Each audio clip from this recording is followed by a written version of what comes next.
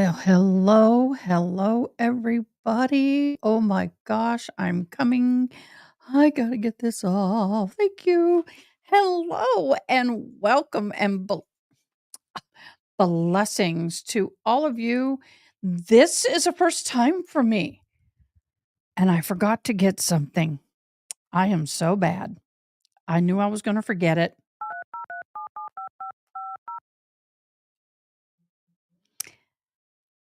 Oh man, I knew I was going to forget something. I hope everybody is having a rockin' evening. I know it's been a long week.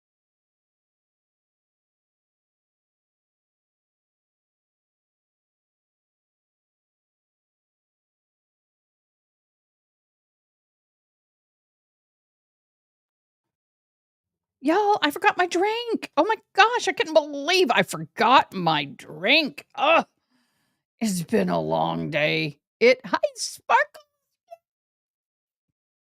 We are live. We are live. We are live. And it's been a day, y'all. It has been a day. It's been a good day. Thank you. Look what I got.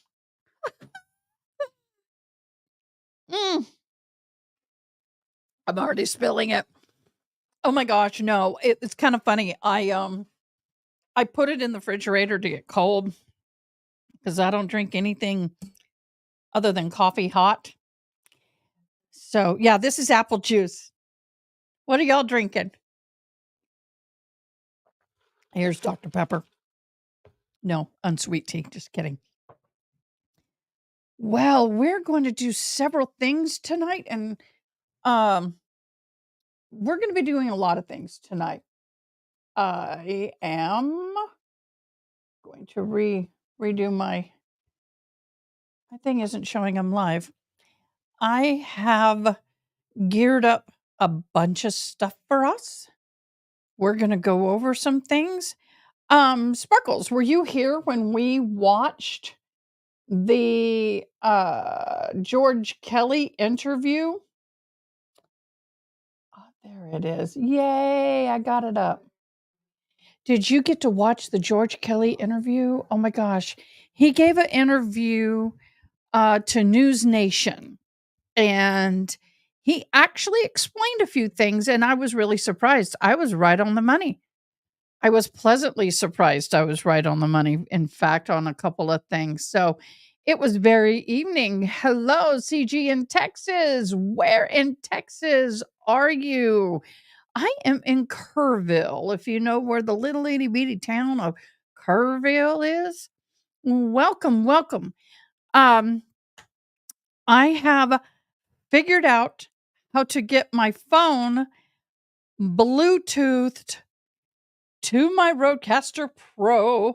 As y'all see, rolling along the screen, you can now call me and we can visit.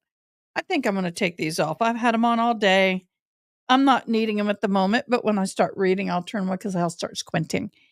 But oh, not far from you.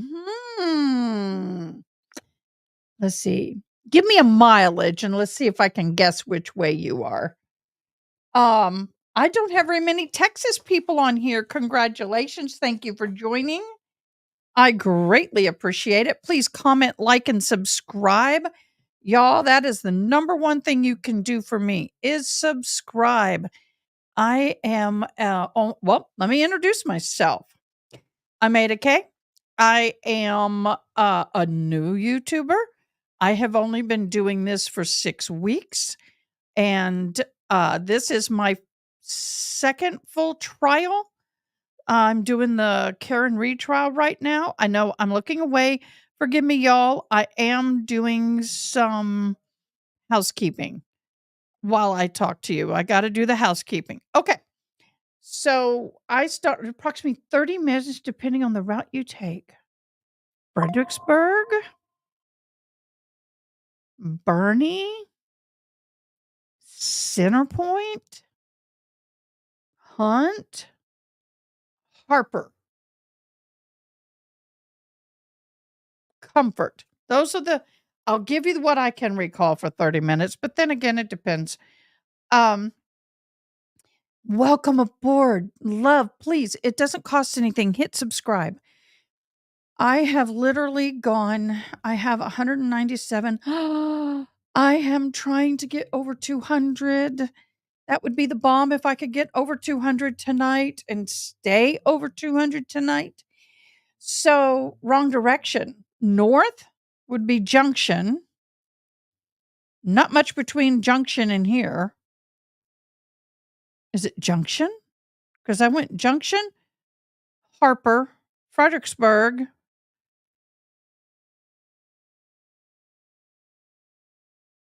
Johnson City? No, that's further than Fredericksburg. Bernie. You got me going. First initial. I won't say it if I know it, I won't say it because I don't want to give your personal. But we're in the beautiful hill country of Texas, and it's been overcast and somewhat rainy. But the worst of the rains and tornadoes are up north and northwest Texas. And my daughter is in college and called me. She goes, "Mom, I'm scared. I'm a storm chaser." Honky Tonk Town? Are we talking something famous by Willie Nelson?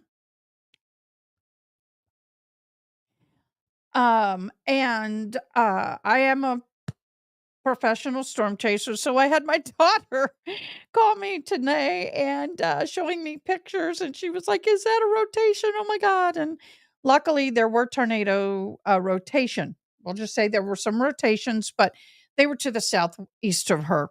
Please comment, like, and subscribe. I want to celebrate tonight. I need subscribers. What I have been doing is first of all, I'm not an attorney, but I am going to school for criminal justice. I'm thinking about going to law school, but my gosh, at my age, I'm old, y'all. Not Lukenbach. Honky tonk. I'm stumped. I said Hunt, Ingram, honky tonk. I'll keep thinking about it. So, anyway, there have been a lot of flooding in Texas and Oklahoma and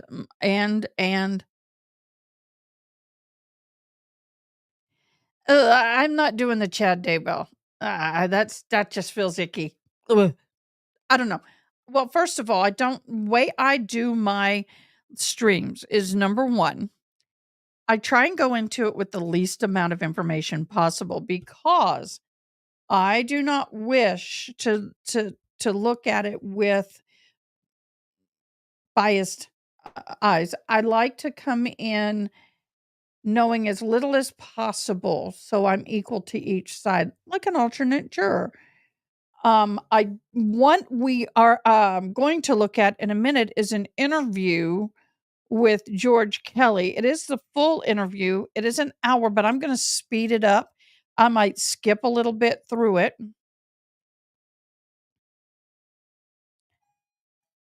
The Maybelline. We're glad KR started because I hated the Maybelline trial. Don't know about that one. So, what is your opinion, CG in Texas, about the trial thus far? Do you like the prosecution? Do you like the defense? We'll start off there. And hey, anybody else that wants to comment, you can comment. You can call the hotline.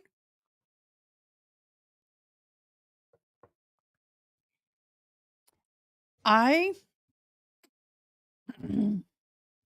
I just swallowed wrong. So, when it comes to why don't we start off with George Kelly because it's ended, okay?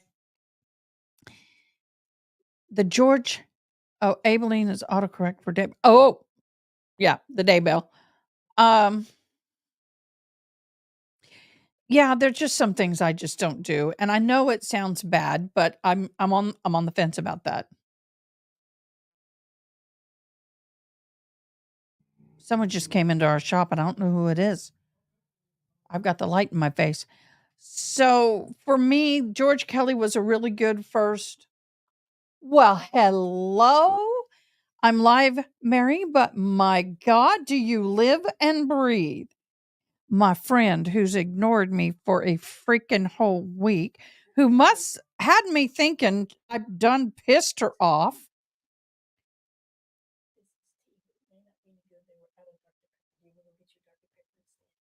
Uh,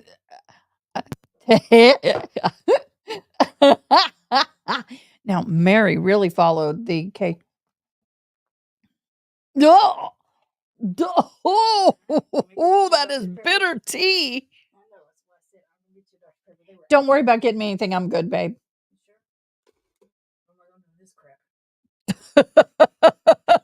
What do you do with crap? Yeah, exactly. So anyway, Mary watched with me on the George Kelly trial. The George Kelly trial. Oh, let me catch you up. An Arizona rancher, George Kelly, he and his wife were trying to start over again after his trial, after he was charged with shooting an illegal immigrant on his property. Now, let's go through the trial. One day, George and his wife were in their home. Oh, I got a Facebook notification. Sorry. George and his wife were in their home, and January the 22nd, I believe, January, he'll say it in the video. And he was making a peanut. I promised my mods I would try this. Hi, Andrea. Hey. He was not guilty. See, here's the thing. I don't believe he's guilty for many reasons. Many, many, many, many reasons. One of the reasons why I don't believe he's guilty is they never investigated another soul. They didn't investigate. They went across the border without the proper protocol. They did a lot of things wrong. And in fact, that sheriff of that county is known to be a Hollywood sheriff. And so that to me kind of, but why would the sheriff not testify for the prosecution? So a lot of people thought he was guilty, but I want to hear from you, CG in Texas. Why do you think he's guilty? And by the way, this is a safe place to disagree with me. As long as we're respectful, I have no problem with anybody voicing their disagreement. You may tell me he's guilty and why you believe it, and I'm going to respect that. This channel is a forum for everybody to be able to safely voice their opinion as long as they're being respectful. So the thing about Mr. Kelly that kind of got me is that number one, we live in Texas and my papa has a ranch. My papa deals with immigrants crossing his ranch all the time. He's in his 80s, not there much anymore, but they did, to the point to where it was really not safe for my Mimi to stay there by herself. I was probably biased. Poor investigation is no excuse for at least manslaughter. His verdict was political, and that very well may have been. So, if you don't mind, let's roll a little bit of this interview. And you know what? I respect you, CG in Texas. I respect it. Let's roll some of the interview. I'm going to have to share screen. Give me just a split second because I find it interesting of some of what he said. Now, if at the end of this, I would still love your opinion, CG in Texas, of what you think about his interview. So here we go. And we can stop and talk, y'all. This is an open forum. Hey, sir. How you doing? Doing well. It's good to see you. Good to see you. Good to see you in your home. It's very good to be in my home. Yeah, probably a lot more comfortable than having those cameras in your face, but we have cameras now. This is great. It's a little bit different setup, but it's all to talk about what happened. It's all to talk about you. Yeah. And I think that's the biggest and most important piece is what do we need to know about George Allen Kelly? Who are you? Right? Because all of America got to see what they wanted to see, or bits and pieces of what the state and the defense was putting out there. But who are you? Who do we need to know? What do we need to know about George? Okay, guys, you vote. Do you? He does talk about his education background and everything, and I think we heard all that in trial. Are you okay with me skimming forward?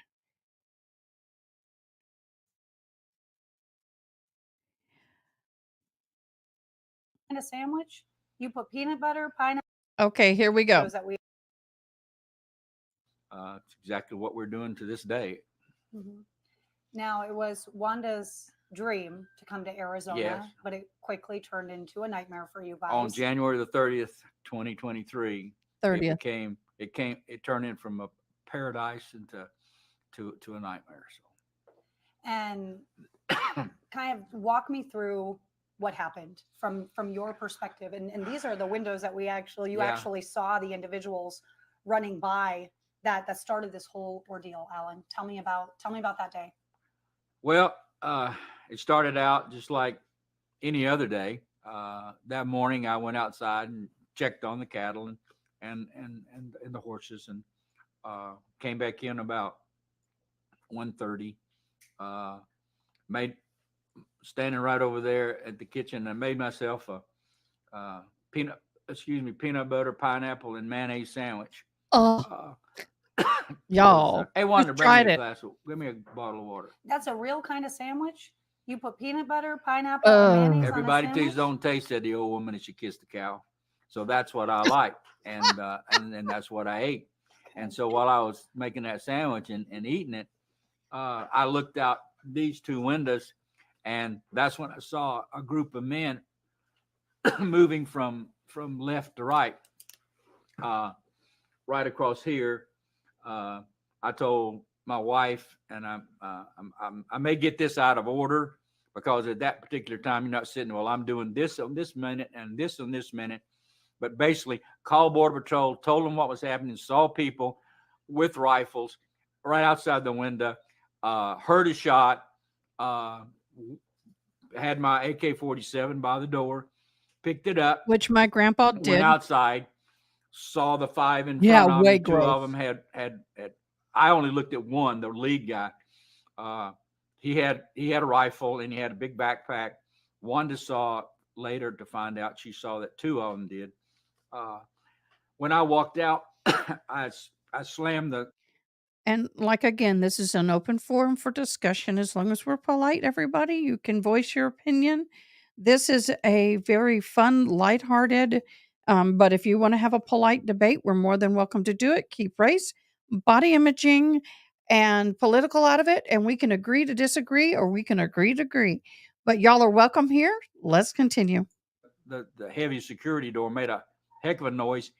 He turned towards me and pointed the AK at me, and that's when everybody said it was the dumbest thing I ever did.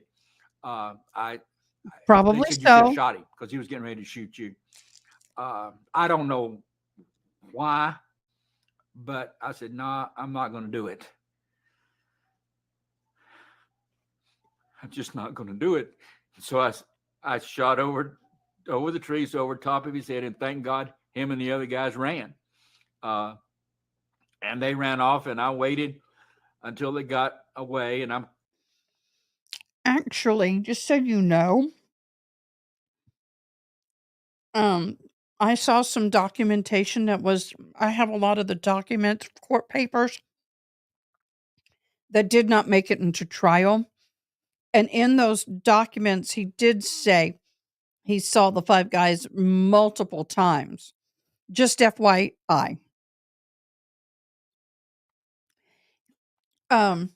If he had testified, he would have said this, but he did in I can't even I might try and find it, but I have a file like this thick of his court documents, and the defense does bring up he did see them. That very well may be.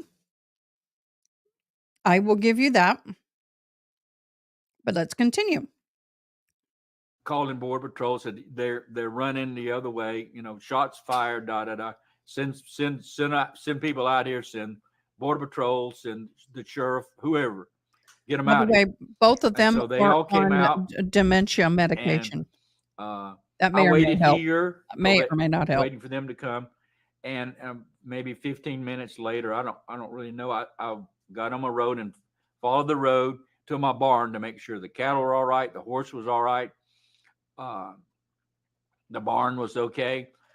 When I was walking out, I looked at the horse and made sure, went up to the horse. The Okay. dogs, I've got dogs who are hunting dogs. They're Labrador retrievers, and walked up there, and they covered the whole area. And I want to make sure nobody was still there, hiding in the bushes or anything like that. And it appeared that everybody was gone. So I walked to the barn, and then the border patrol came. And first I saw them, they were walking, and they came up from the barn to me and started talking. Then the sheriff's deputies, two to start with, a gentleman and a lady, they came. It is And very mild basically form of asked me what dementia, happened, but he and I does have told them. dementia. Then two more And his wife. deputies But came, at their age, that's not told them uncommon. what happened.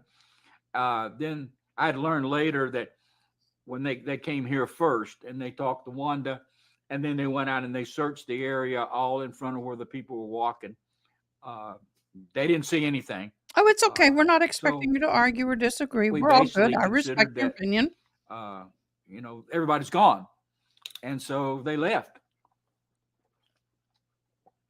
And It they were out is. here for about an hour. I or will two. agree about hours. the 2 hours. Karen Yeah, Reed maybe trial. from- We're going to get in that in a I don't minute. know. I think it was 1:30 when I was eating a sandwich. I'm going to see Yeah. if I can put this on a higher They might speed. have only been here for an hour and a half. So I came back here and got in my chair, and I took a nap. I Kept on sped it sitting up a in, little making sure bit. the horse was okay, and he was fine.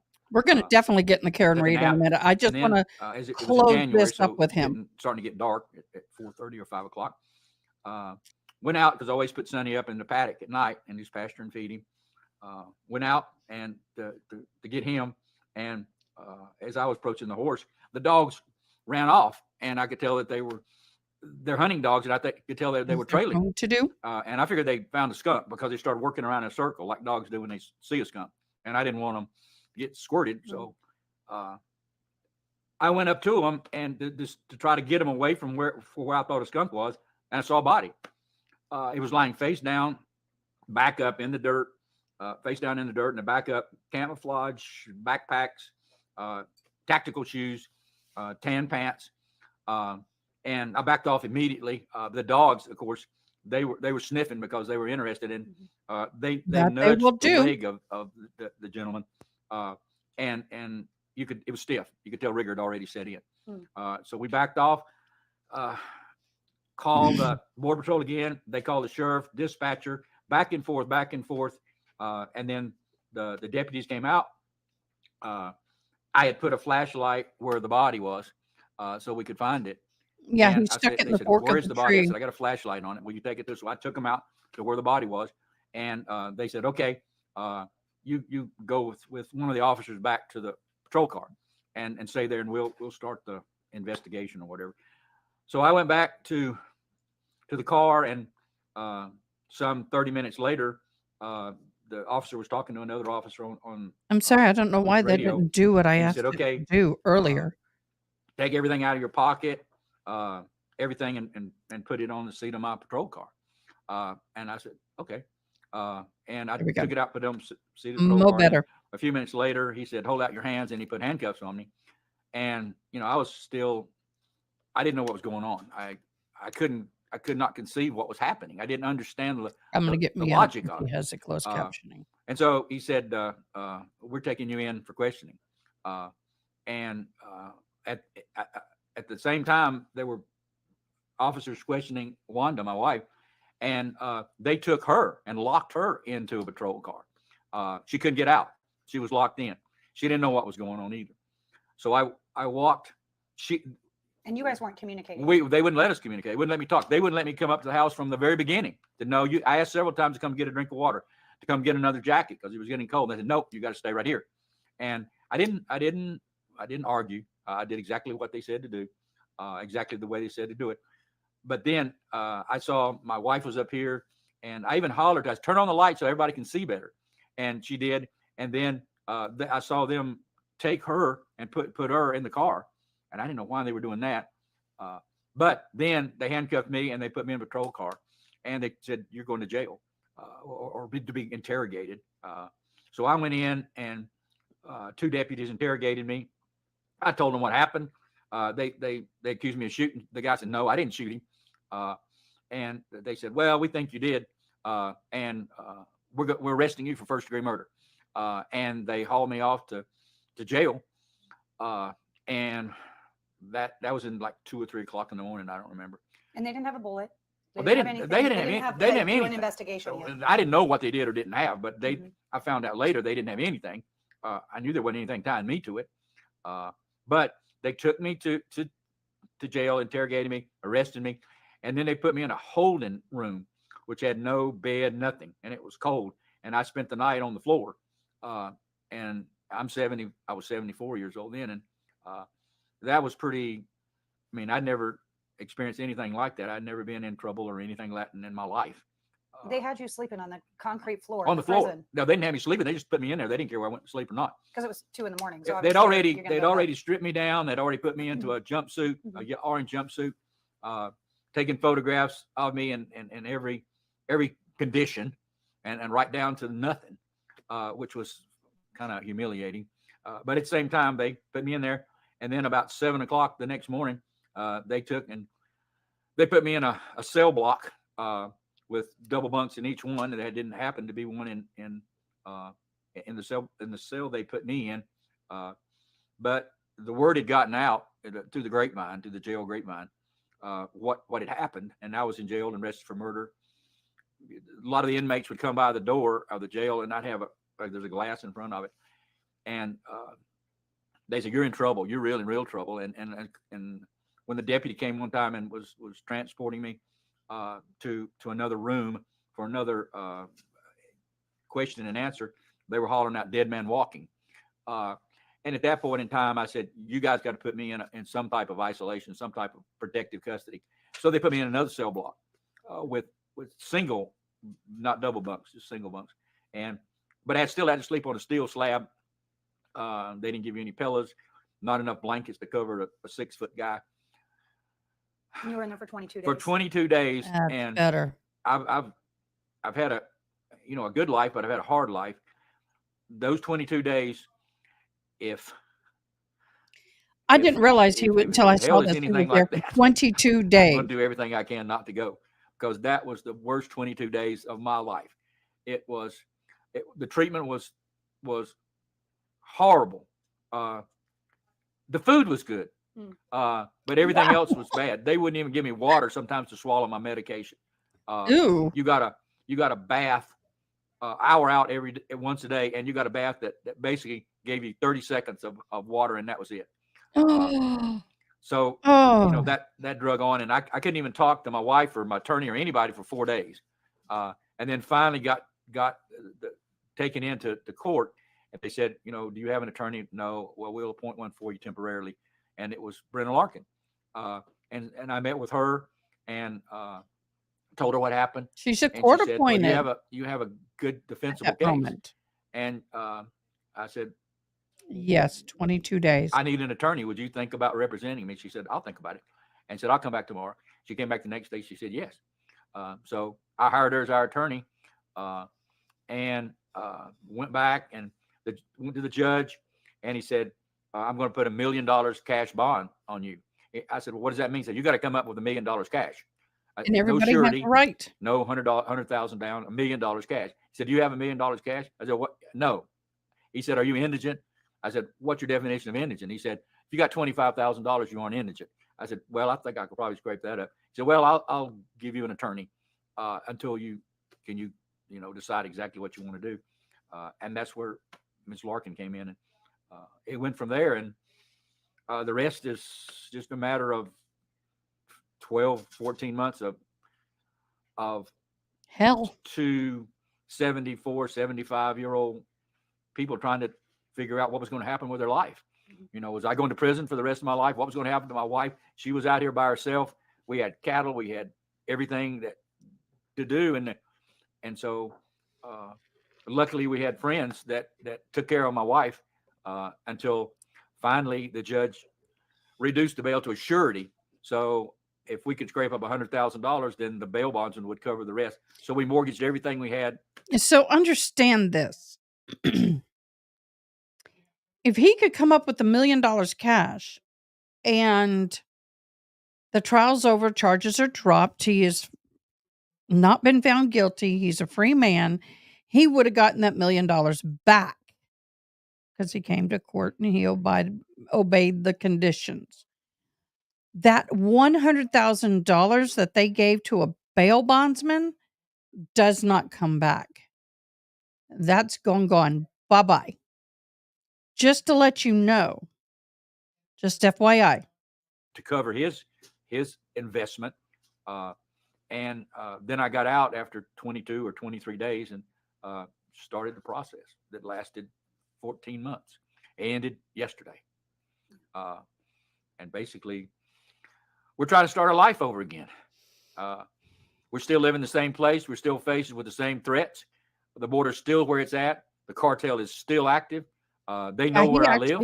Could have a hit on him. They got guns. They kill people all the time on both sides. And we're just hoping we can survive until we figure out something to do that takes us out of danger. And I don't know where and how and when we're going to do it because we have no funds. We spent everything we had. We spent our life savings. It's gone. But you know you don't want to stay here. Well, I don't feel like that it would be fair to my wife to stay here. You got to think about somebody else besides yourself. I'm old enough that. Okay, we'll be there shortly. I've lived in a place like this all my life. I'm not afraid to exist here, but I know that it's a definite risk, and I should realize that the next time it could be my life and my wife's life, and I have to put that in consideration, and therefore we have to leave, and it's just a matter of figuring out how to do it. But it's amazing. My wife, unbeknownst to me, because I was in jail, she set up a fund, a Christian fund through Give, Send, Go, and people from $2 to $10,000 donated enough money to keep us afloat, at least to keep the attorneys employed for a period of time, and so here we are. I'm a free man now, but not really. That not shadow's yet. that cloud's still over my head, and I've still got to deal with it. And it's going to be it's still a long battle. It's a long road, and we're not out of danger yet, but we're not giving up. I'm not going to let them beat me down. I don't feel like that I was treated fairly in the investigation. I think I was arrested without probable cause, and evidently the jury did too, because they voted 7-1 not guilty. And as of yesterday, the prosecutor dropped the case. And you guys will be pursuing something else down the road, most likely. But right now, we're not really discussing what's next in the legal side for you. But there are some issues. There are. Okay, if y'all don't mind, that is pretty much I'm going to pause here. That's pretty much the gist of the case information.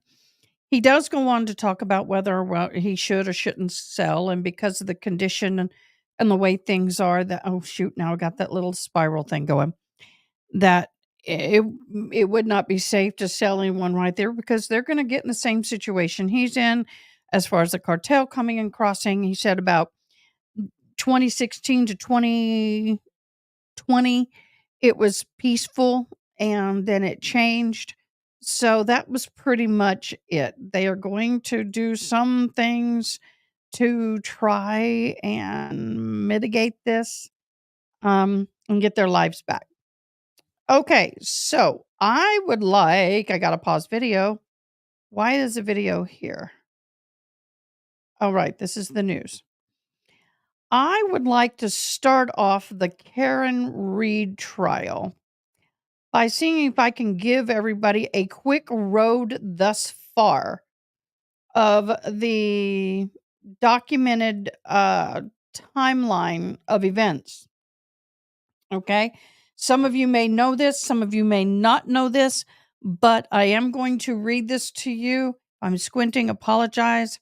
My glasses are all messed up. They got some kind of weird, I think it's either makeup or something on them.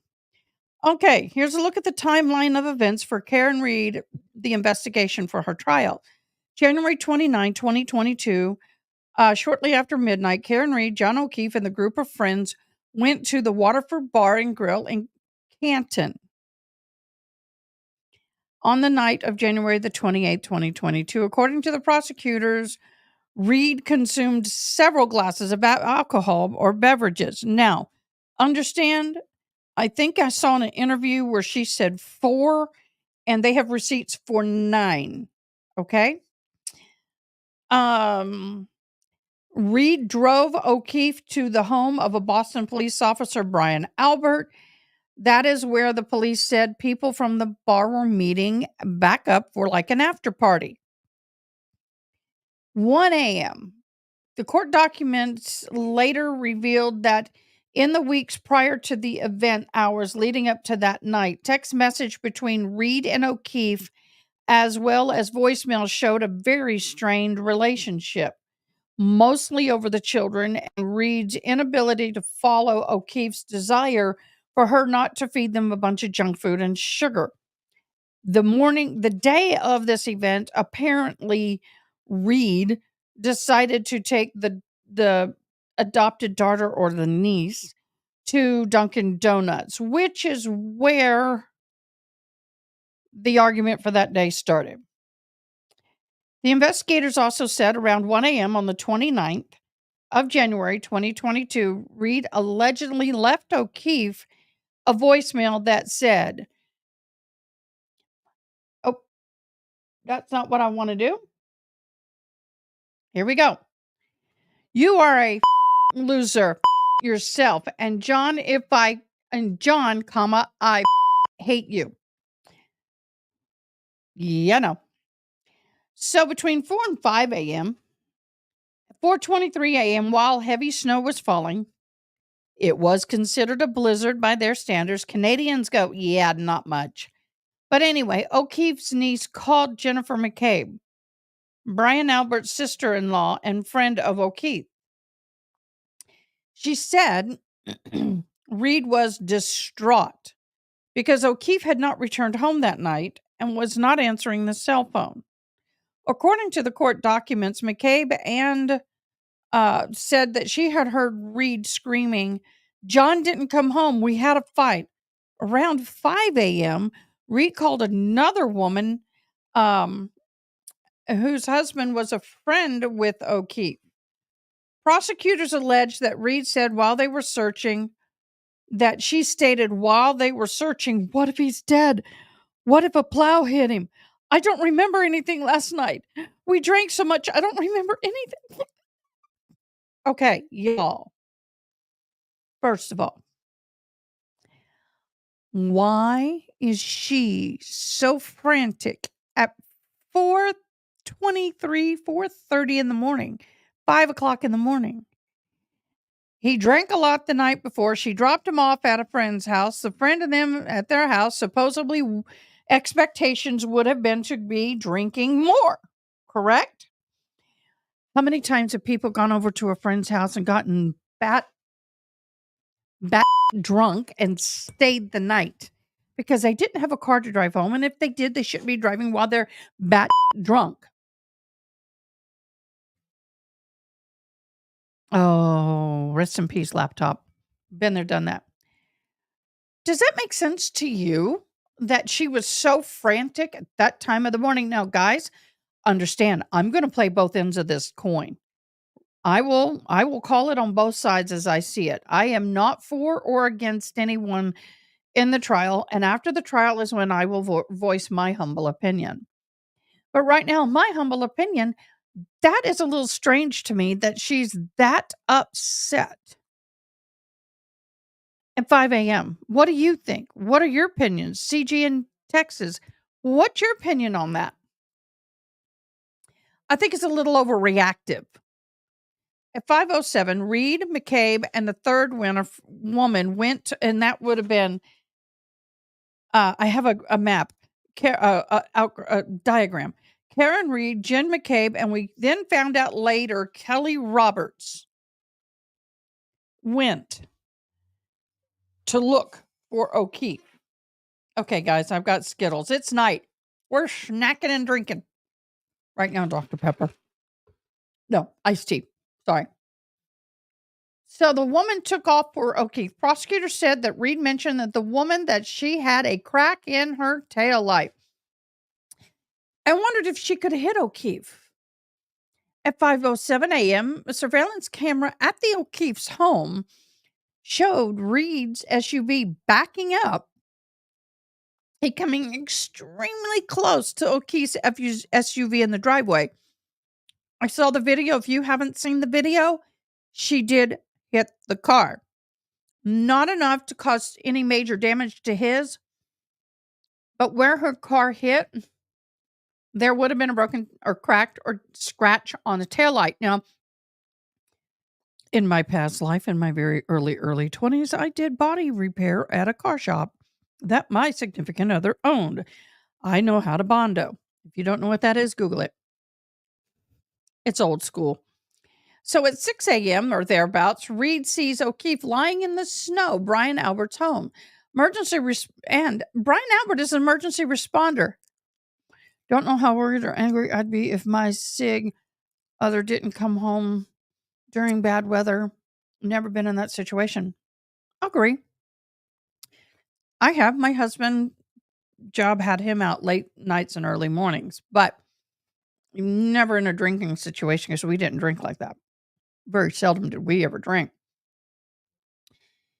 So at the emergency responder said that while hysterical and inconsolable, Reed repeatedly said, I hit him. I hit him. The defense argues that one of the first responding officers from Canton Police gave false and deceptive testimony to the grand jury that would later indict Reed. Okay, let's talk about this.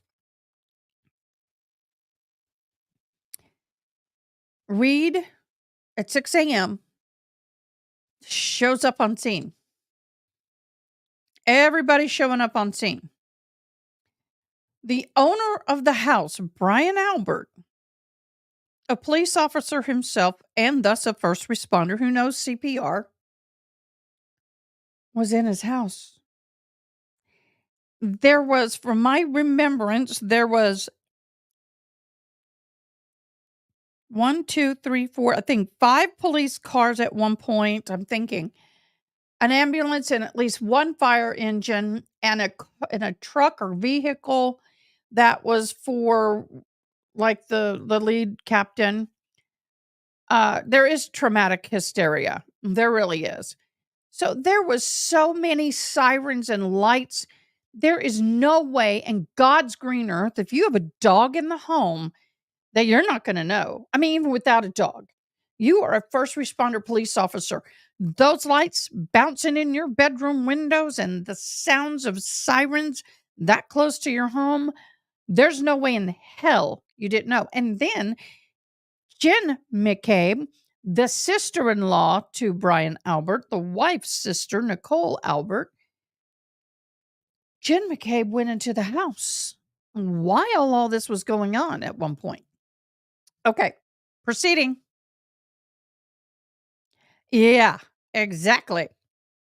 Dude, I'm deaf as a board. And when my neighbor across the street was violently ill and they had to call 911, it lit up my window with all the police. There was a police car, an ambulance, and an engine.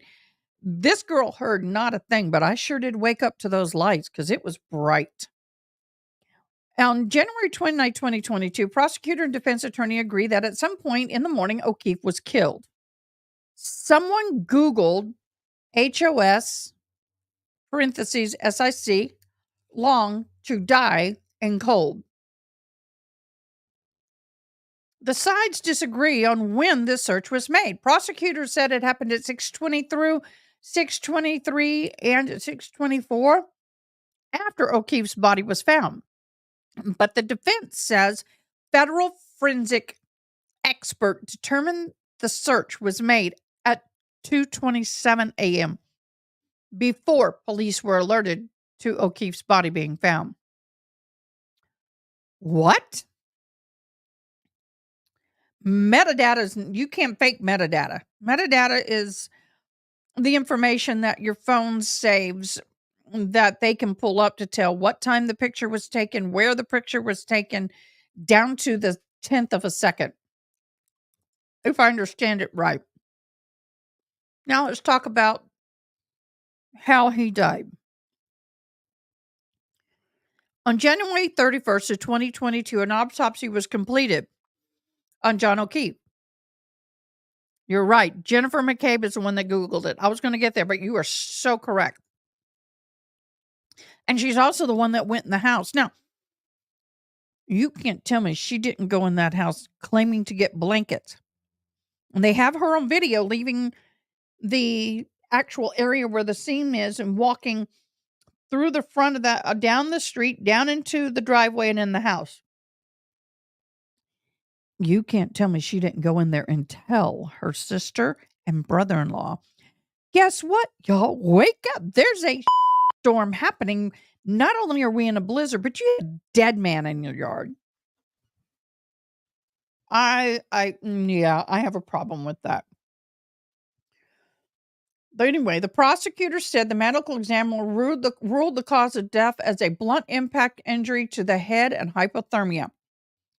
They said the medical examiner did not find any obvious signs of altercation or a fight. That crime scene was so laughable. That was not a secured crime scene in any way, shape, or form. And there's no way they should allow. Now, let me back up. For y'all who don't know me, I'm a volunteer firefighter and first responder chaplain. I'm a certified wildland firefighter and a first responder. I have been an ordained chaplain as emergency services chaplain for well over 10 years. Let's see. 16 years. I have been on many different kinds of scenes with all kinds of death. And I have seen people behave as stone cold and disassociated to no tears to nothing, to so hysterical they had to throw them back in the EMS unit and haul them off and drug them up. I'm not surprised per se to the behavior of Karen Reed and the pacing and circling and oh my God and the hysteria and panic. It's one of two things. She killed him and she's freaking out, or two, she didn't kill him and she's grieving. It's not for me to judge at this point. But what I'm saying is that behavior is not all that unusual. However, what is unusual is they put her in the back of one of the police cars to warm her up and give her a place to sit down. Then she gets up. Now, first of all, once that door is shut, whoever's inside cannot leave the vehicle. It's locked from the inside. You cannot get out on your own. So they had to have left it open in the cold blizzard. So she gets up, she's pacing. In the video, you see pacing, and franticness. Once police, EMS, and everybody get on scene, she should have never been allowed back on that grass. In the street, one thing. On the curb and in the grass, she should never have been allowed again. Let me read this. Except he was beaten to a pulp. That's the signs of a fight. They virtually did no investigation of the crime scene, especially since never investigating the inside of the home. You are so right on that. So for me, the frustration and the anxiety and everything that she was facing, her behavior is not that uncommon. Why they're making this out to be behavior that's not uncommon is news to me. In my humble opinion, which I need to make a t-shirt that says that. Now, if she threatens to take her life or whatever, then she's Section 12, but we'll get to that point in a minute. In February 2nd, 2022, Reed appears in the Stoke District Court for the first time pleading not guilty of manslaughter or motor vehicle homicide and leaving the scene of a motor vehicle collision causing death. June 10th, Norfolk County grand jury indicted Karen Reed in the charges of second-degree murder, manslaughter while operating under the influence of alcohol, leaving the scene of a personal injury and death. Reed is arraigned on these new charges in O'Keefe's death. She pled not guilty, and she was ordered to be held on a $100,000 bail. Reed made bail and has been out ever since.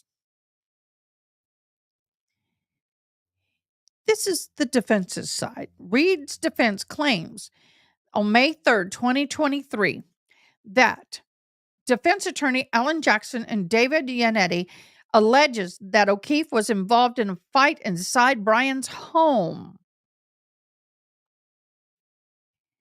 They claimed O'Keefe was beaten and his body was later dumped outside. Jackson and Yannetti focused on wounds on O'Keefe's arm, which they said showed he was attacked by Albert's dog during a fight.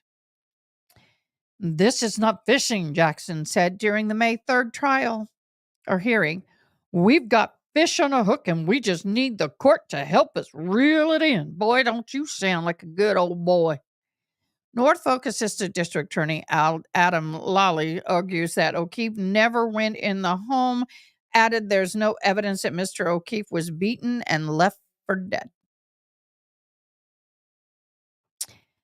Okay, May 23rd, 23. Currently, the Massachusetts State Police is involved. There are people that were in the house that were involved, Jackson said. Brian Albert is involved. Jennifer McCabe is involved. The rest of the folk were all in the house or involved, they allege, i.e. Karen Reed's defense. We're not going to rest till the bottom of this, get to the bottom of exactly who is behind this. So let me look. There's just a lot of evidence, Turtle Boy. Let's just stop right there for a minute. We are now going at the end of day 4 today. This early afternoon or late morning, the jury did get a looky-loo and went to the house of Brian Albert to see where O'Keefe was found.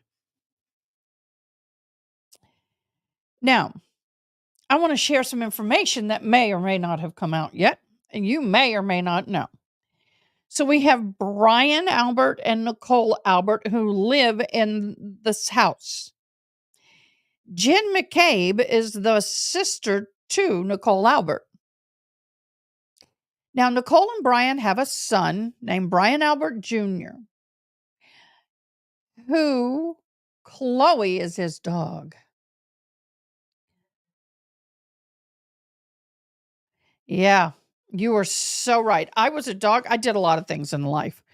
But for a few years, I was a dog groomer, and I saw a woman go into a kennel that she was told to stay away from because it was a rescue dog, and the dog was in kennel shock, and she got mauled, and that's exactly what it looked like.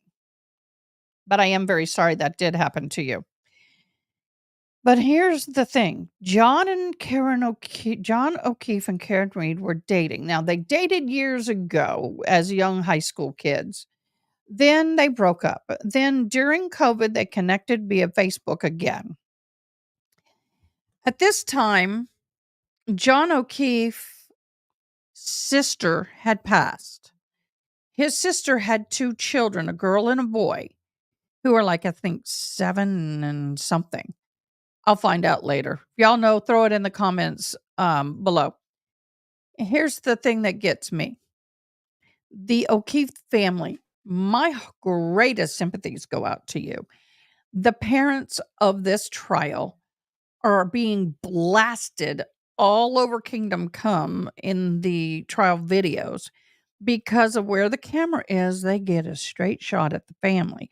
And the family is literally straight across from the jury, and only the defense's table and prosecution table separate the two. It's a very small courtroom. So the mother and father are in the courtroom along with the sisters-in-law and brother. Now, the brother testified. But I want to go back to John O'Keefe before I get there. So John O'Keefe is dating Karen Reed again.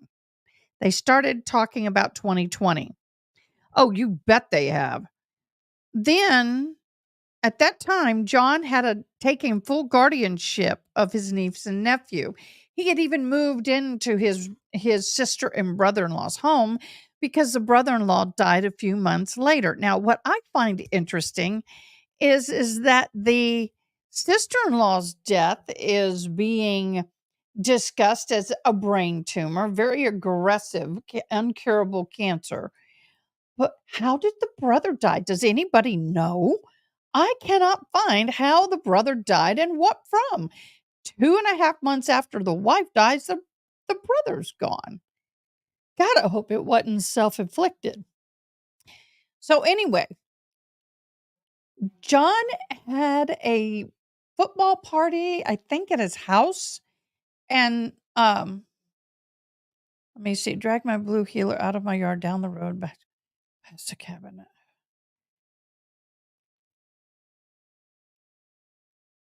Oh my gosh. Oh, yikes. So my thing is this. John has a football party and Karen, of course, is there, or they were at a football party. I don't know whether he hosted it or not, but they were at a football party together. And while they're at that football party, Brian Higgins is there, who is also an ATF Canton PD officer and co-worker to John O'Keefe. Guess what happened, y'all? We don't know how the brother-in-law died.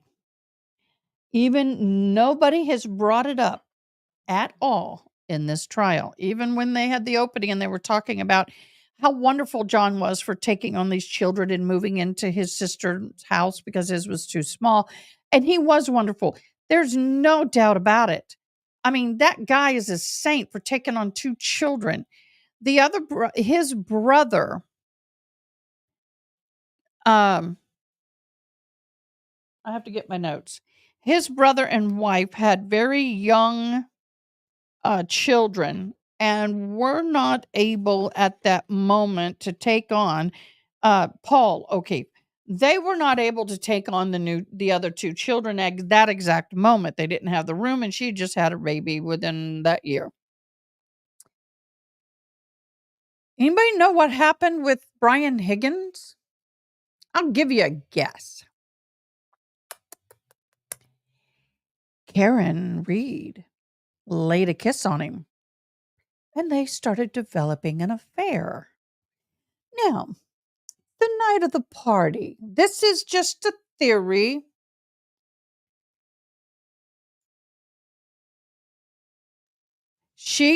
Karen Reed also did stay home quit her job, worked from home. She didn't fully quit her job. She did work something from home, but she quit the job that she had. If you're correct, I think you are, to stay home with O'Keefe's children while he was working, because he had to because of COVID. Well, this amazing woman started having an affair with Brian Higgins. The night in question, Brian Albert, Nicole Albert, Jen McCabe, and Matt McCabe, Jen's husband, Brian Jr., his sister Caitlin Albert, who worked for the Attorney General's office. Oh, let's back up. Brian Albert, the owner of the home, is a Boston PD. He's a co-worker to O'Keefe. Then Jim McCabe and Matt McCabe actually have social ties to Proctor, who is also the state PD lead. You start to see how this conspiracy starts spinning. Then Brian Jr., Albert Jr., and his sister Caitlin, the dog Chloe, Colin Albert, Brian Higgins, John O'Keefe, Julie Nagel, and Sarah Levinston were all at the house that night on the property the night in question. What do you mean, Ann Bev, the judge? I don't have her on my chart. You want to explain that one? Because once again, I'm only going by what I know from trial. So let me ask you, if Karen Reed is having an affair with Brian Higgins, and Brian Higgins and John O'Keefe and Colin and Chloe the dog and all these people are at a house together, and let's just say that Brian Higgins and John O'Keefe get in a fight over Karen Reed. And during the fight, this dog, who is not a very friendly dog, who is in question about his aggression, decides to get involved in the fight. And then it just explodes. Oh yeah, that's right. She does have tied to the Alberts. And then it all explodes. And somebody hits O'Keefe on the back of the head. He gets shoved out of there. He loses his shoe in the process because when you get in a fight, all kind of clothing can come off. This is just a hypothetical. And he walks out of the house and then collapses where they found him dead because of the brain injury that took a few minutes as the brain swelled to knock him on for him to pass out. Hypothetical. I'm just saying. I find it very interesting, the connection with Brian Higgins, Karen Reed, and the John O'Keefe. Okay, that's question to me. So one of the things also that I'm curious about is, and I said this earlier in my live today, now I'm going to have to get my glasses because I got to read my writing. Wait a minute. October 11, 2023, Adrian Kearney, the blogger who operates the Turtle Boy News, was arrested in charge of witness intimidation. Well, that's what I'm going to get to. The injuries were, now, once again, they haven't talked about the injury on the back of the head yet because it was not noted by any of the EMTs. That kind of surprised me because they didn't. I've always seen them roll someone over and look at their whole backside. I mean, I know what I'm talking about here. So they get him. First of all, they get O'Keefe. Well, let's back up. Karen Reed spots O'Keefe in the snow before anybody else does if she pulls up. And it's a blizzard. Well, it's starting to be a blizzard. And so she pulls up and there he is. And everybody's like, where? She jumps out, discovers the body. He is laying on his back and no heartbeat, not breathing. She starts mouth to mouth. There was a pool of blood, but that was only mentioned by one. I don't have to read through my notes. I think it was the very first EMT. And the thing about that is, let's see, when was the first EMT? Paul's wife. It was Officer Sarif that said either Officer Sarif or it was. I got so many notes here, y'all. It was either him or the EMT. So, well, she would have, it was all dark. He had blue jeans and a dark hoodie on.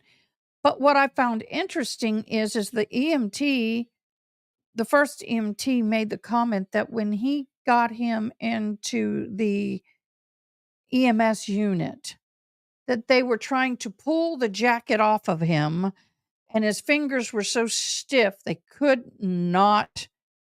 almost couldn't get it off. And they were trying to avoid at all costs cutting it off because it's one of those downed jackets. And anybody knows anything about that kind of jacket or pillow or whatever, you cut it and that crap goes everywhere.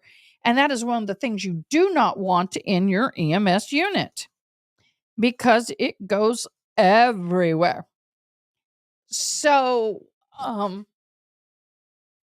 there's a lot of discrepancy about whether or not he had a jacket on of that type because he is the only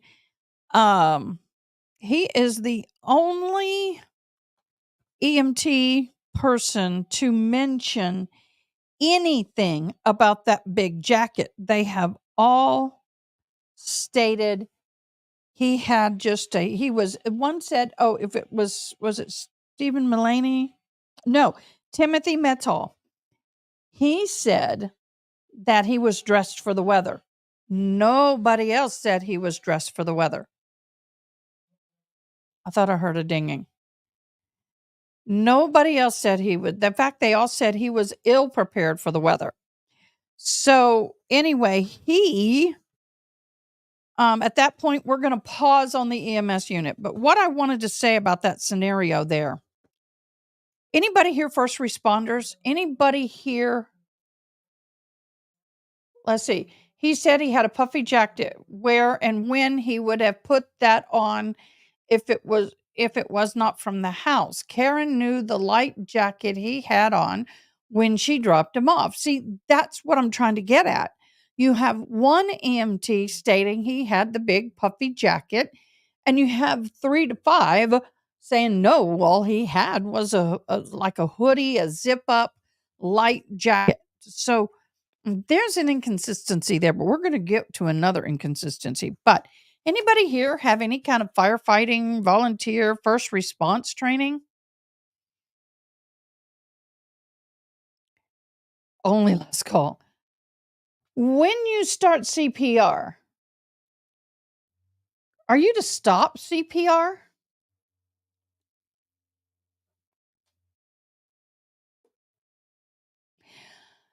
Karen Reed started mouth to mouth. That is considered a form of CPR. Although she is not trained in CPR, she was not doing a full adequate job. She was making an attempt.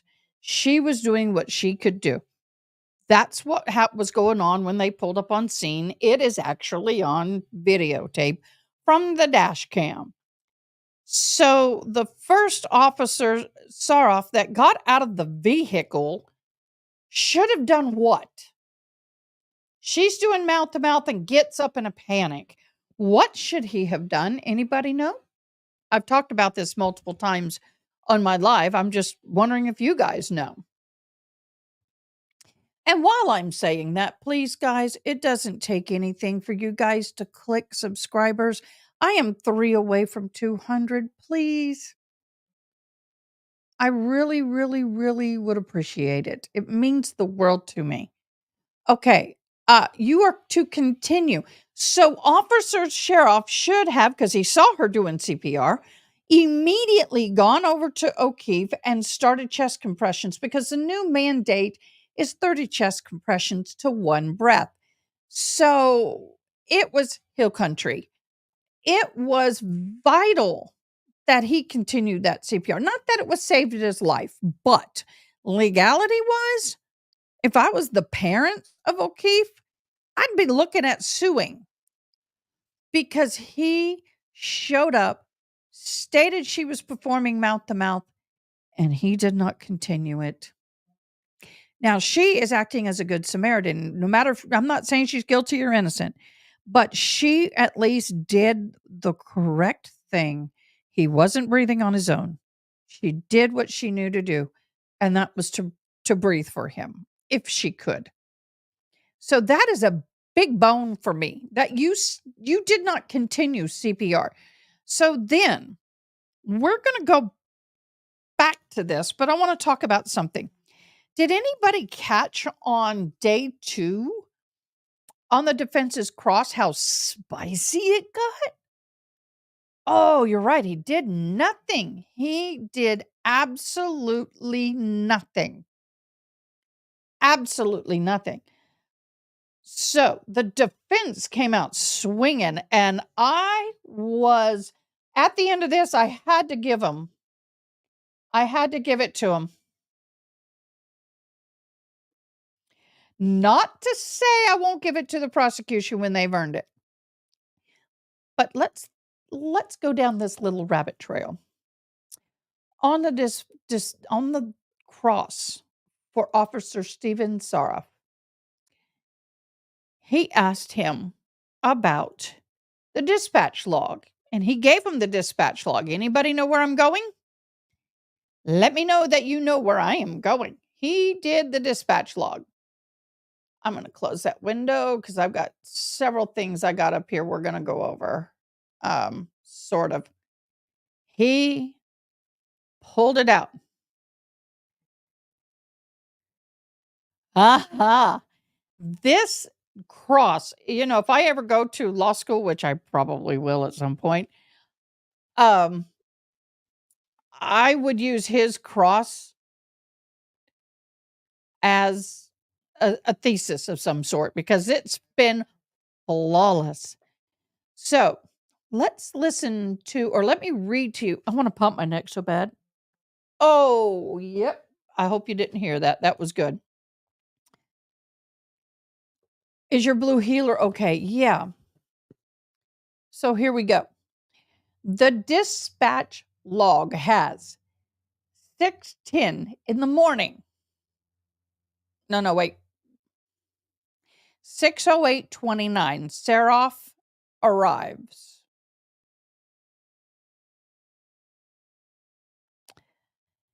Maloney arrives at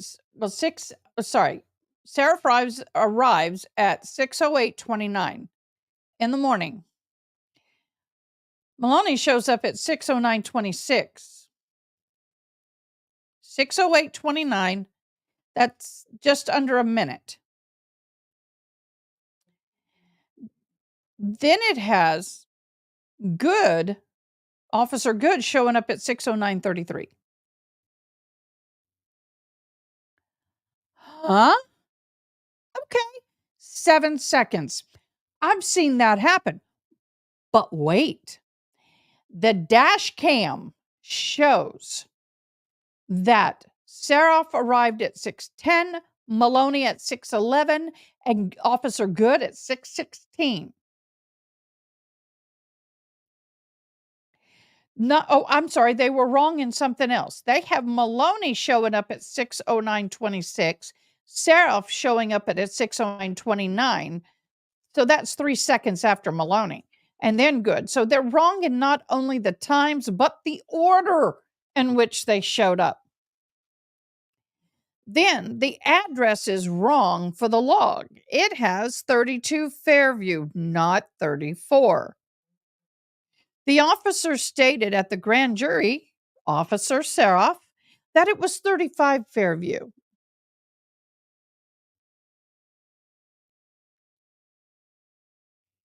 Yep. Now, when Officer Seraph shows up, he stated that my abbreviation, Karen Reed, was doing mouth to mouth and saw blood on Karen Reed's face and her hair and on the victim's face. Karen Reed and Jim McCabe were. Wait, Karen. I'm losing it.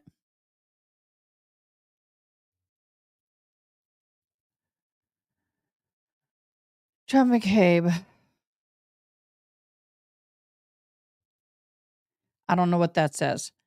All right, John McCabe pulled off. Oh, Jennifer McCabe, excuse me. So Karen Reed was engaged in trying to save John O'Keefe's life. Carrie Roberts was next to her. Anybody know where Jen McCabe was?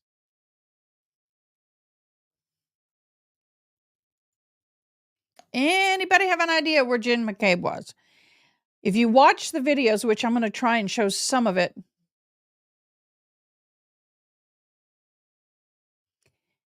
that she was just standing there, not doing anything. Didn't help in any way. When on the report, Sheriff says that Karen Reed kept screaming, "Is he dead?" and was distraught. And when asked, could not state what happened.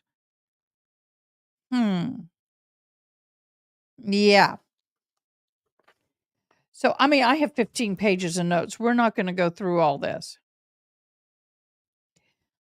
But he didn't state any of that in his initial report. It wasn't until the day until he talked to state lead investigator Proctor.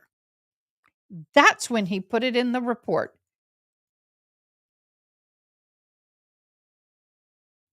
Well, that's right. And in fact, I find it interesting that somebody stated that they saw Karen Reed, a vehicle like Karen Reed's, pulling away at a certain time. But if you look at the picture of Karen Reed, Carrie Roberts, and Jen McCabe, and you're in a blizzard, mind you, you are in a blizzard. If you look, and we're gonna watch a show here in a minute, and you're gonna see the conditions if you haven't seen it. But if you're in a blizzard and you've got all this snow and wind between you, and 3 girls have dark brown or brown colored hair with touches of highlights, 2 of which are almost identical in body size, and 1 is just a little bigger, driving past, are you going to tell me through darkened windows, through this black sky, it's dark outside, you've got snow blowing and gusting, I struggle with this. Not to say that it didn't happen, but I struggle with it. So the defense really came out swinging and made a lot of good points. We're going to come back to some more, but I'm going to play a video. And now this is something that we're going to have to stop and discuss a little bit because of what's said. But she gave a freaking interview, y'all. Are y'all prepared for that? Why in the Sam blasted Hades is your attorney going to allow you to give an interview? All right, I'm going to unmute it and I'm going to play it.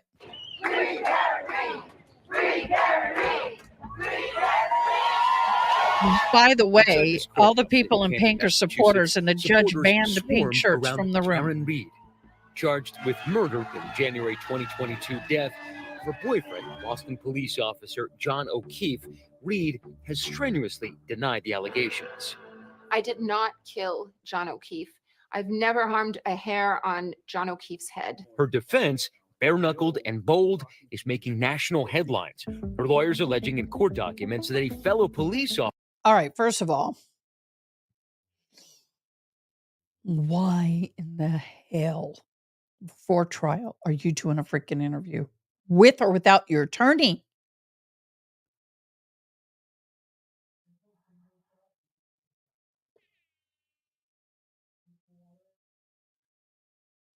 That's all I got to say about that one, y'all. Hopefully I didn't blow your ears out. Here is the picture of the scratches. Y'all, these aren't scratches. These are actual puncture and pull. They are not, can I enlarge this? Let me see. Yeah. This is a puncture. There is a closer up picture in court, but I don't know where the timestamp. I need to be more diligent. I'm learning. Y'all, this is only my 6th week doing this. So I appreciate y'all. I'm going to ask, please, guys, I am 2 subscribers away from 200. Make my night, please. I love everybody's comments. I really appreciate y'all being here. Keep the comments coming. This is a discussion forum. So let's go back to the picture. My little mouse is not showing up, but if you look at the scratches on the arm, all of the scratches, are thicker at the bottom of the picture and go thinner as it goes north. So I wish I'm going to do this so my thing will show up. There we go. Everywhere in the full-size picture I saw in court today, everything from the bottom is thicker and goes thinner. Thicker, thinner. You can see it, thicker, thinner. The thicker part is a puncture.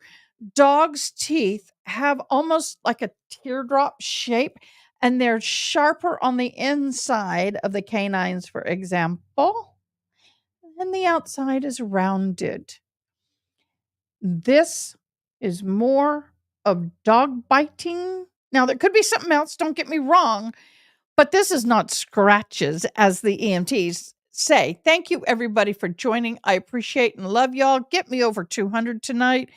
you would make my week. What a wonderful week to end my 8th week of 6 week of actually doing this. I said 8, but it's actually 6 weeks of trials.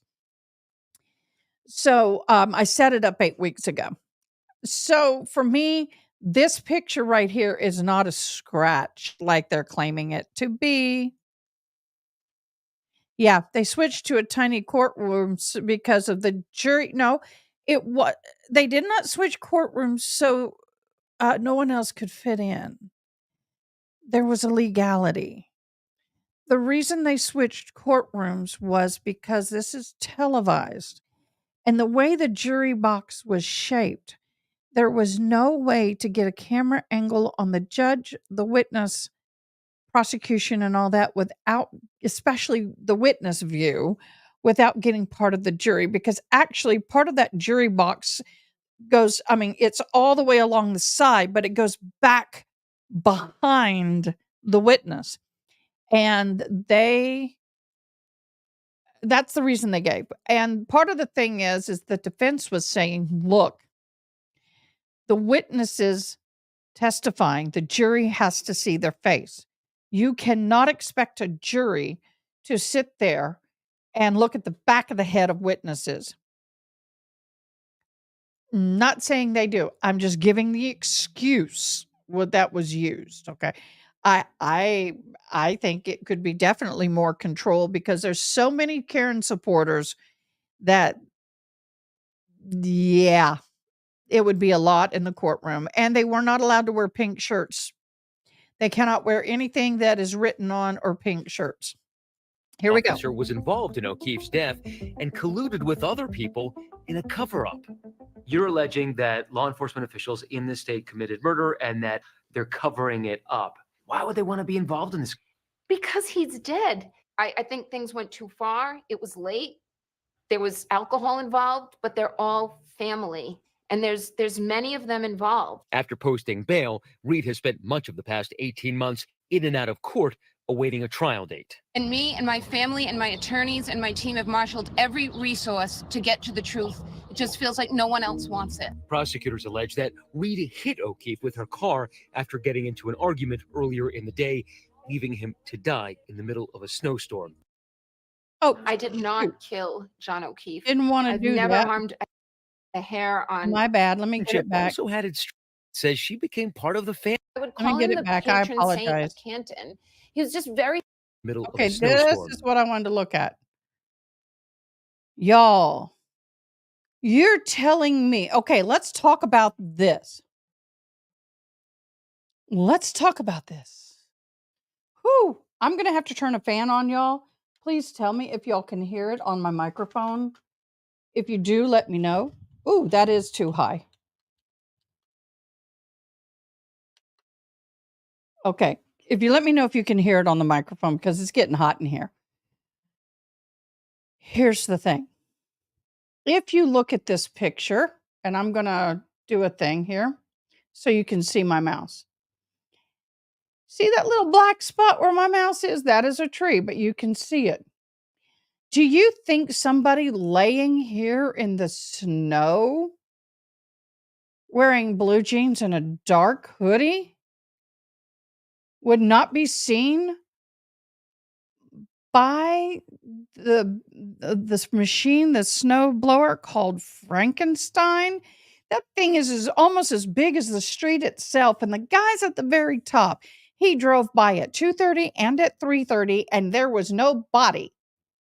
Now, there was a vehicle that matches a vehicle of somebody in the family of the Albert family. I think that's who it is. So, look at that snow. Imagine somebody laying over here where my mouse is going back. Well, now you can't see it, can you? Over here on the right-hand side, just past all of this snow, light snow, over in the dark section. Tell me you couldn't see somebody laying there if you left that house and drove by it, which some of them did do. Let me get that back. I'm sorry, y'all. I'm still learning. January 2022. We'll But talk Reed about says blower she in had a no minute. reason to harm her boyfriend. I would call him the patron saint of Canton. He was just very selfless, frugal, and I think you'd be hard pressed to find anyone that didn't care for John. The couple first dated in their 20s and reconnected more than a decade later in the middle of the pandemic. So how did you meet up again? He had reached out to me on Facebook and he said, I was right. "Hey, blast from the Facebook. past, how's things?" And when I saw his picture, his profile picture was with several young children. And then it triggered my memory that his sister and his sister's husband had passed away. And he told me, "Yeah, I have the Still kids don't know now." why I he passed admired away. that. I thought that was amazing. Soon, Reed says she became part of the family, often sleeping over at O'Keefe's house and helping take care of the kids. He would go to work and I would stay with his niece and nephew. All of the breaks that the kids had, we did something. But their relationship also had its struggles. Yep. Reeve says O'Keefe had been relying more on her to take care of the kids and that he criticized some of the decisions she made with them. We had First of all, y'all, let's touch them. Are anybody here from a blended family? Yeah, that's a problem. Supposedly they all did, except for Brian and his wife, since they didn't see him. I struggle with that. My hair thingy is driving me crazy, y'all. It's at the end of the day. I want to take it down. So anyway, the thing for me in this is that every relationship has its little negative. That's right. He did have the winter jacket on in the photo, unless they were still in the house. Just because they fought over children, first of all, we got to remember that O'Keefe was new to parenting. He hadn't been doing it for long, and he got children. He didn't get babies, and he could have been a little bit too strict on their food, meaning there's some parents that don't let their children have an ounce of sugar all year. And then I'll say this, my ex-sister-in-law was a vegan. Her husband didn't like it. He was a vegan at home, but let me tell you, I know for a fact because he told me. I said, "What do you do at work for lunch every day?" He goes, "I eat her food for a snack and then I go get a hamburger."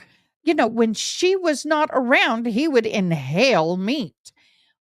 But he put up with it only for so long, and eventually it was something that they had issues with. So just because they had something they disagreed about and argued about didn't mean she killed him.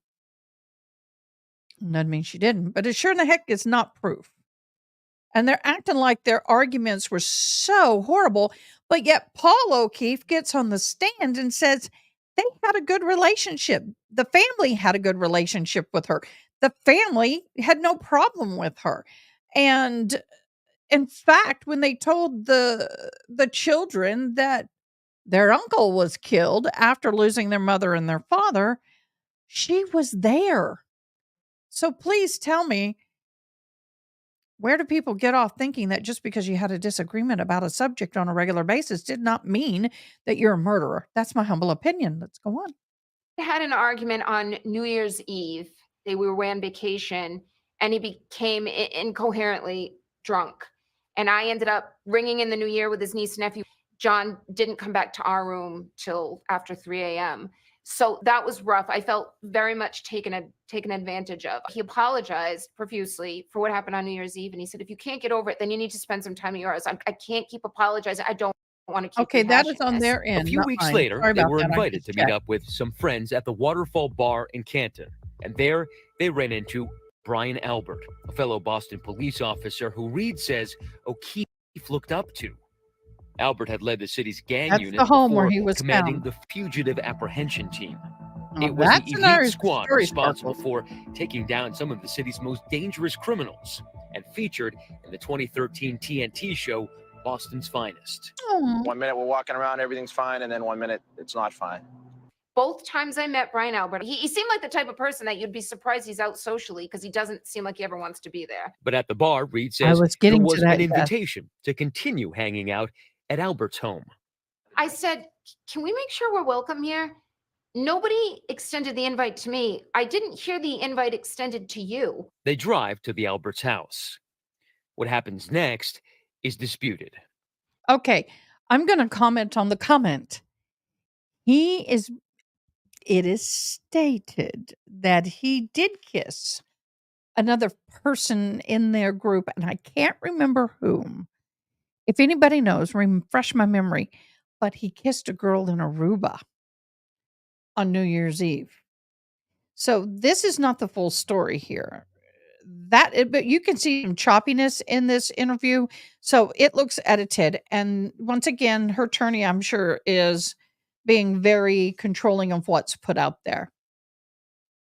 So I pull at the foot of the driveway. It's snowing. John has no coat on. It's windy.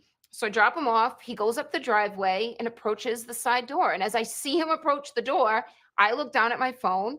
Reed says after about 10 minutes of waiting in her car, she became irritated that O'Keefe still hadn't gotten in touch with her, and she drove back to his home where she continued calling him before, she says, she fell asleep around 1:30 in the morning.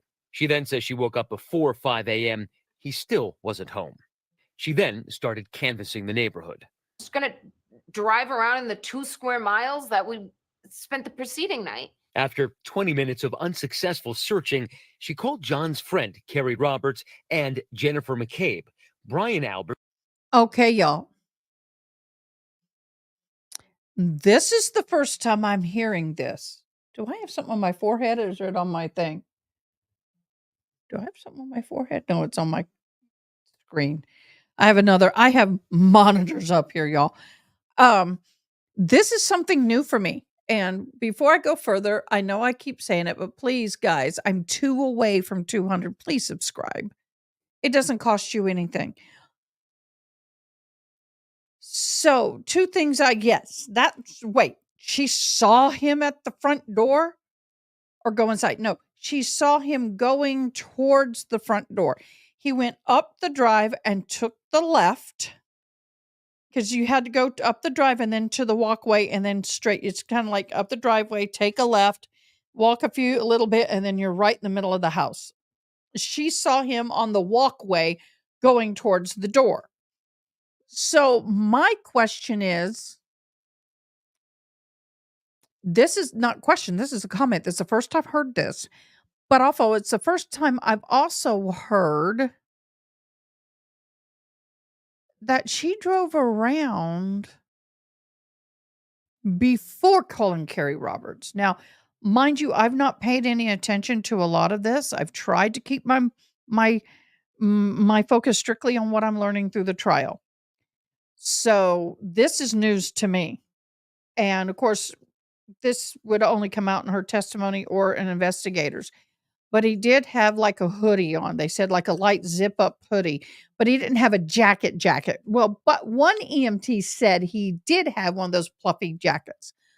Which is it? Albert's sister-in-law, who was also at his house the night before. The 3 women together now headed to Albert's home. How soon was it when you pulled in there that you saw John's body? Immediately. Wait, And what struck me when I saw him. Karen Roberts? Is that her? I'm going to back up. Is Karen Roberts the sister-in-law? Or is she talking Caitlin? I'm sorry, I want to hear that. And I'm sorry it's doing this. Dag nabbit. Let me see if I can stop and play it again. Oh, we got a motorcycle driving by. I'm going to refresh this. Sorry, y'all. We'll get it back there. No, Carrie Roberts. Okay. The invite extended to you. They drive to the Alberts' house. What happens next is disputed. So I pull at the foot of the driveway. It's snowing. John has no coat on. It's windy. So I drop him off. He goes up the driveway and approaches the side door. And as I see him approach the door, okay, I look down at my phone. Reed says after about 10 minutes of waiting in her car, she became irritated that O'Keefe still hadn't gotten in touch with her. And she drove back to his home where she continued calling him before, she says, she fell asleep around 1:30 in the morning. She then says she woke up before 5 a.m. He still wasn't home. She then started canvassing the neighborhood. Just going to drive around in the 2 square miles that we spent the preceding night. After In the 20 middle of minutes a of blizzard. unsuccessful searching, she called John's friend, Carrie Roberts, and Jennifer McCabe, Brian Albert's sister-in-law, who was also at his house the night before. The three women together now headed to Albert's home. How soon was it when you pulled in there that you saw John's body? Immediately. And what struck me when I saw him was his mouth was open a little bit and his eyes were shut, and he had spots of blood in different areas on his face. O'Keefe was taken to the hospital and pronounced dead. He died from blunt force trauma and hypothermia. Okay, y'all, look at this. Now I want to talk about the they're not going to say anything about this in the interview, I'm sure, but I want to touch on something. Every single EMT that they have questioned, they have mentioned. Sorry, I had to fix something on my desk. They have mentioned a distended stomach. You can have a distended stomach from a fight, being hit from a car. You can have a distended stomach because when you pass on, the moment you take your last breath and there's no oxygen moving and your body dies, you start building gas in your stomach. And he's been laying out there for a while. Just like the animals on the side of the road, they start slowly swelling. At first, it may not be that noticeable, but also from having CPR performed on you. Yay! Oh my God, you deserve some claps. Girl, I like you. That was going to be the next comment. You are awesome. Oh my gosh, y'all. You guys are so awesome. You're right. In CPR, you can get a distended stomach. So why is it such a freaking big deal that he had a distended stomach? I'd be more worried about some of the other wounds. And it wasn't long before Reed became the #1 suspect. Not long. Authorities say they had Minutes. noticed a cracked taillight after they seized her She was car. arrested I within a had day or told two. both Jen and Carrie that I cracked my taillight. I said I just hit my car on top of everything, but I didn't look at the damage. And both women said, it's cracked. It's cracked. Calm down. You cracked your taillight. You're okay. Let's go look for John. But according to police statements, Jennifer McCabe told authorities that while they were looking for O'Keefe, Reed stated, "Could I have hit him? Did I hit him?" And when O'Keefe's body was discovered, first responders who arrived on the scene say they overheard Reed make other statements. Firefighter said that you said, "I hit him, I hit him, I hit him." I said I hit him. It was preceded by a did and proceeded by a question mark. What I thought could have Okay, y'all. I wish I had a drum roll. I'm going to have to download one. happened was that did I incapacitate him unwittingly somehow, and then in his drunkenness passed out? When you walked out of the bar, how many drinks That's had you possible. had? Here we go. I had She gets probably caught. about 4. The Commonwealth says that you had 9 drinks that night. That's what the prosecution says. I don't believe they're saying I wasn't in my right mind. Well, they were saying you were intoxicated. Is it possible Sorry. that you might have hit him unwittingly in your admittedly very large SUV? No, not possible. 3 days after Then O'Keefe was again, that'd found be dead, involuntary investigators manslaughter. arrested Reed for manslaughter. She Not was eventually manslaughter. indicted on second-degree murder.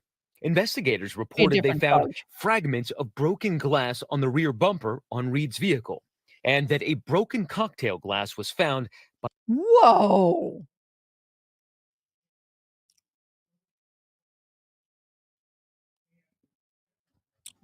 Wait. Y'all, let's talk about this. Let common sense prevail.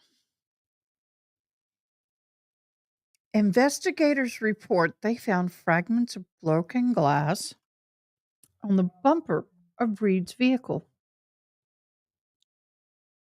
Let's just deal with that comment. Can anybody here in chat tell me why I'm stopping on that one?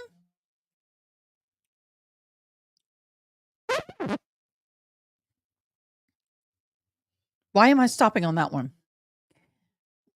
Y'all, come on now. Give me 2 more subscribers. Sparkles, help me. Okay. Hi, John. How are you? Thank you for joining. Okay. So here's my comment on that. Once again, I used to do Bondo work and work on cars. We'll get to the hair in a minute. You're telling me, yeah, you're telling me that she drove through a blizzard to the house where the boyfriend's body was found by her, and then drove off. Not drove off. She left the scene at a point, and then she came back. And then she was hauled off in an ambulance and her vehicle was moved. And they said they found broken glass on the bumper in the middle of a freaking blizzard. Y'all, there may be broken glass still in place, but you're not going to find broken glass on a bumper after she's been driving all over the place. They called her back and gave her section 12. But you know what that is? Let's keep watching. That broken glass on the bumper crap don't fly with me. By what appeared to be patches of blood near O'Keefe's body. The victim, Mr. O'Keefe, is last observed on surveillance video with a cocktail glass in his right hand. Same arm that's injured, the same type of glass that is then recovered from the bumper of the defendant's car. In court documents, the prosecution also claims that Reed's blood alcohol level. So she is walking. So you're telling me, I got to hear that again. O'Keefe's body, victim, is last seen with a glass in his hand. And I'm so sorry, y'all. I had to get some, I had to put a piece of candy in my mouth. And they're telling us that that same glass is in the bumper of the vehicle that he left the restaurant with a glass of alcohol, because that glass of alcohol cannot leave the restaurant. Y'all, I am so calling on this. That is Defendant's car. In court documents, the prosecution also claims that Reed's blood alcohol level could have been between 0.13 and 0.29%, above the legal limit of 0.08. In addition, they say pieces of Reed's taillight were found on the scene the day O'Keefe's body was discovered. More fragments of that taillight were found the following week, according to Canton police reports, after the snow melted, which revealed more at the scene. But Reed's attorney, Alan Jackson, has a different theory about how those fragments of. whoa. All right, y'all.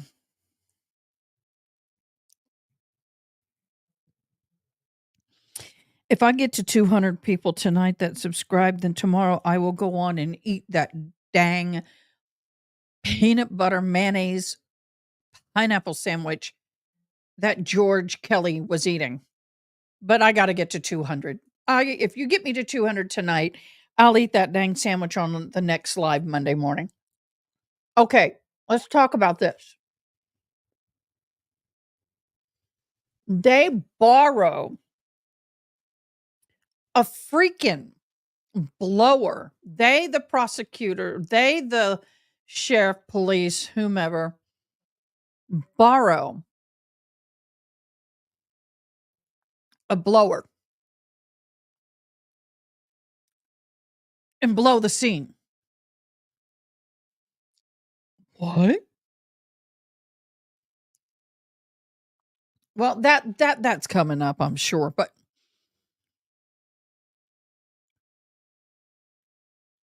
the snow, I'm trying to be polite. The snow is more dense than the plastic taillight at the depth in which it is. So please tell me how in the hell you would not notice red, white, whatever taillights in that area on top of the snow.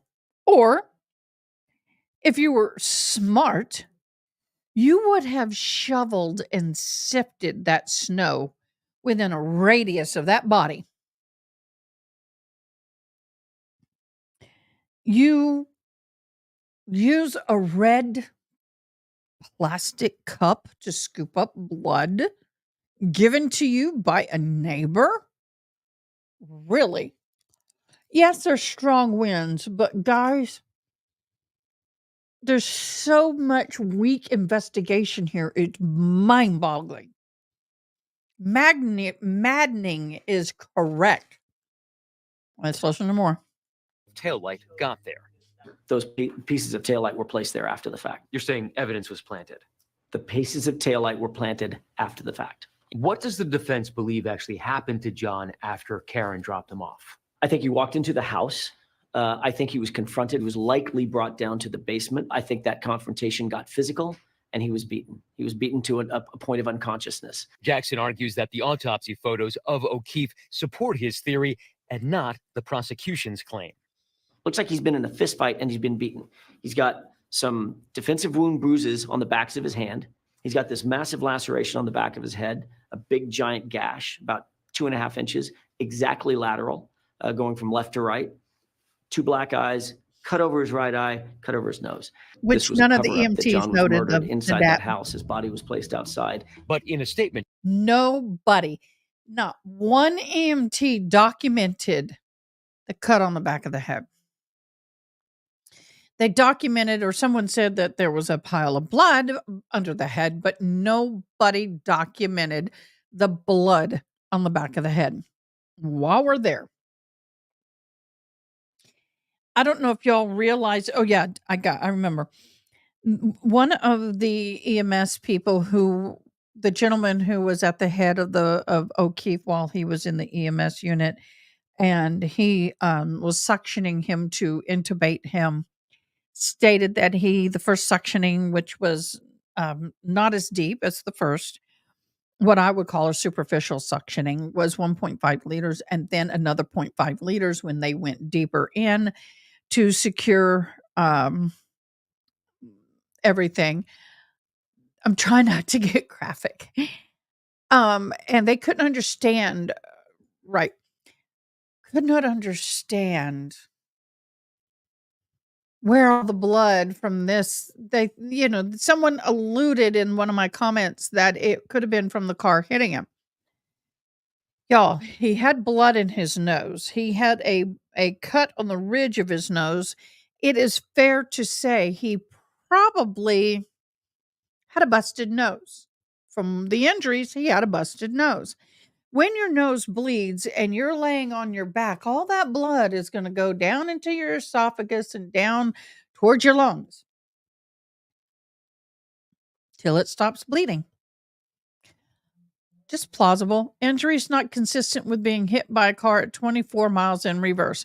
Yeah, those of us who are EMTs ABC know News, that. The prosecution says there was no conspiracy or cover-up. Such claims have been systematically refuted by evidence submitted to Norfolk Superior Court. The prosecution also said that, according to O'Keefe's cell phone GPS records and 11 witness statements, O'Keefe never entered Albert's home, and that a medical examiner found no signs of Mr. O'Keefe being involved in any type of physical altercation or fight. There was no evidence that Mr. O'Keefe was beaten and left for dead. There was no evidence of any defensive wounds. ABC News reached out to attorneys for Brian. Okay, I have a question.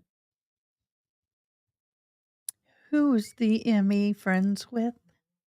I really don't know, but I sure would like to know how close is the ME to Proctor or Barack Berkowitz? Sorry, I get a little tongue. I am certified dyslexic.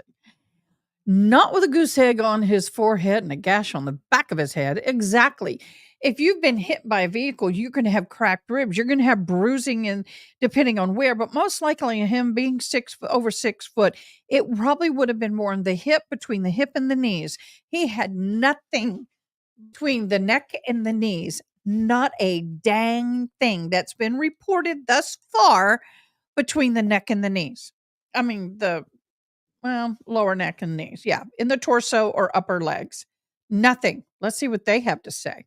Ryan Albert and Jennifer McCabe, but did not hear back by the time of this broadcast. In a previous statement to the Boston Herald, McCabe's attorney said the whole scenario is baseless. Reed is scheduled to appear next in court again in September. Hi, everyone. George Stephanopoulos. Okay, that's the end of that.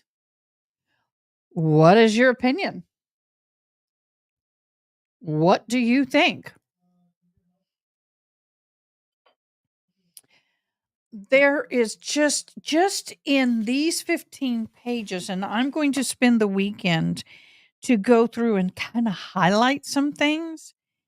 But Paul's wife and Paul, who's the brother to O'Keefe, did not give anything other than they had normal relationship spats.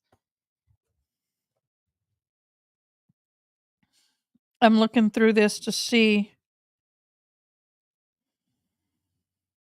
Oh, they were talking about when they were checking Jonathan O'Keefe or O'Keefe's pulse. Stephen Seraph said that he saw footprints around the body, but none from the house.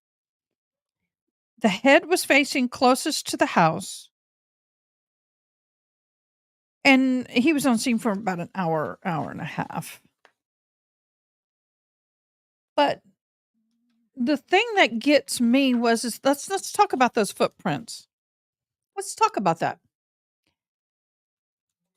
If they walked down the driveway into the street and dumped the body, footprints may not have been there, because guess why? What had happened at 2:30 and at 3:30 in the morning?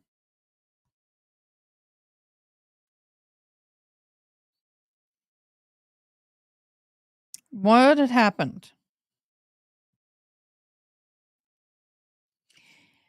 Street sweeper.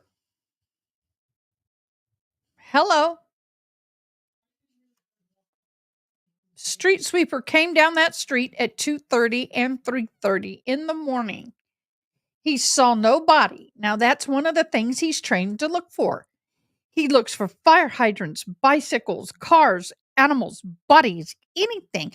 He's in the biggest machine. They called that machine Frankenstein for a reason. And he said he was being super careful and saw no body. Now, if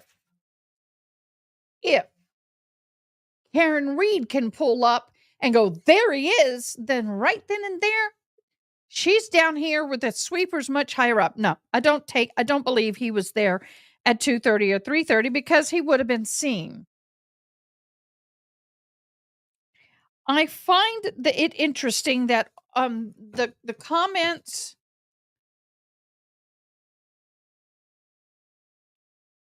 exactly. The comments that they're getting her on was, I hit him. But I believe she could have, in her grief and disparity, possibly, did I hit him? I know I was drinking. Could I have possibly hit him? Could he have turned around? I mean, yeah, okay, I can get that. But the other thing is he dead? That comment comes around a lot. I have heard a lot of people scream that. Is she dead? Is she gone? Oh my God. Is she living? Please save her. Is she dead? I mean, I hear it a lot. So that doesn't concern me at all. Not at all. Traumatic hysteria. Now, she very well could have. I'm not going to sit here and say she did not. I'm just saying that I hit him is more concerning to me than her sitting there and saying, "Is he dead? Is he dead?" That to me is a little bit more concerning. Um, but if John O'Keefe is kissing a girl on New Year's Eve, Karen Reed is kissing and sending romantic texts to Brian Higgins, his coworker, and Brian Higgins is also a co-worker of Brian Alberts, co-worker of Kevin Alberts, and also Proctor and Berkowitz. They could have easily gotten a drunken brawl.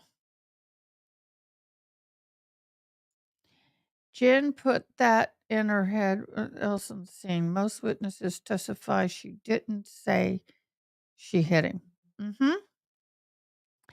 Now let's talk about Proctor.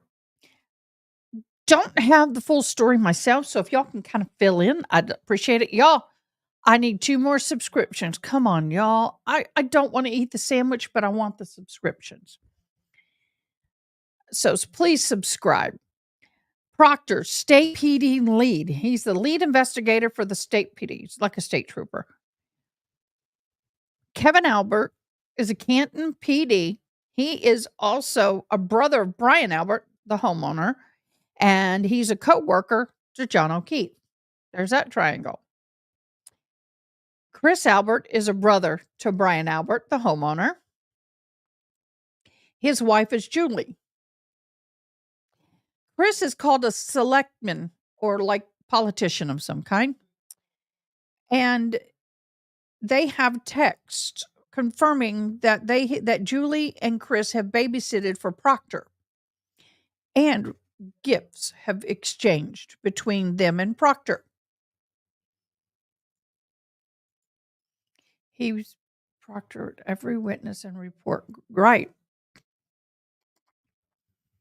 Colin Albert, the son of Chris Albert, the nephew to Brian Albert, the homeowner, was in Proctor's sister's wedding. Here, let me show you by the way, if you want to know where I got these, Brandy Churchill, is that Churchwell. She is in on YouTube, and here is the chart. She is fabulous. She's at Brandy in Church, and she let me use this with permission. Let's see if I can somehow try and find this again and get it up on screen. That may help. What do y'all think? Y'all want me to try and get it on screen? I will. I just got to find it. Motion, timeline. I need to learn how to do that. I really, really do, because she is fabulous. 1, 2, 3, 4. Here it is. Now I got to figure out how to share screen on this. Present, share screen. I can't share screen on this. Window. Here we go. I'm going to share the window. Okay, let me pull this down. How is that, you guys? I am learning. Woohoo! Okay, here you go. This is what I'm looking at. Oh, let me see. So, if you look over here to the left of Brian, all the yellow is connected to Proctor. Okay? All the red co-workers. Okay, connected to Brockovich. Sorry. Of course, you see the ring for married and the hearts for a romantic relationship. And of course, the lightly yellowed lines is for those that were supposedly at the house. We'll see you in a minute.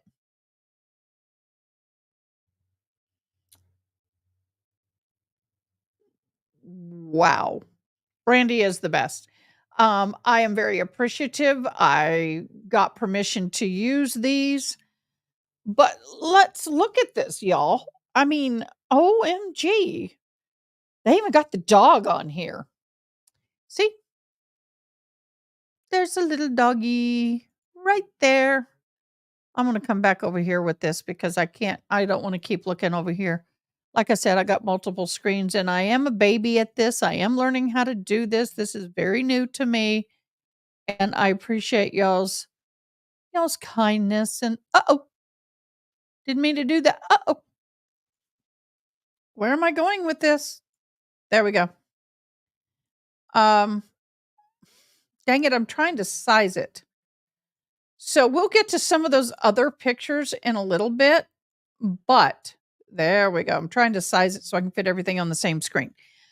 So the relationships here is what I'm kind of been focused on. All right, y'all, I'm going to refresh. Dang, come on, y'all. Along with the dog. What? That's not the one I want. There we go. That's the one I want. Right here, you can see Brandy's name. Please go like her. She's fabulous.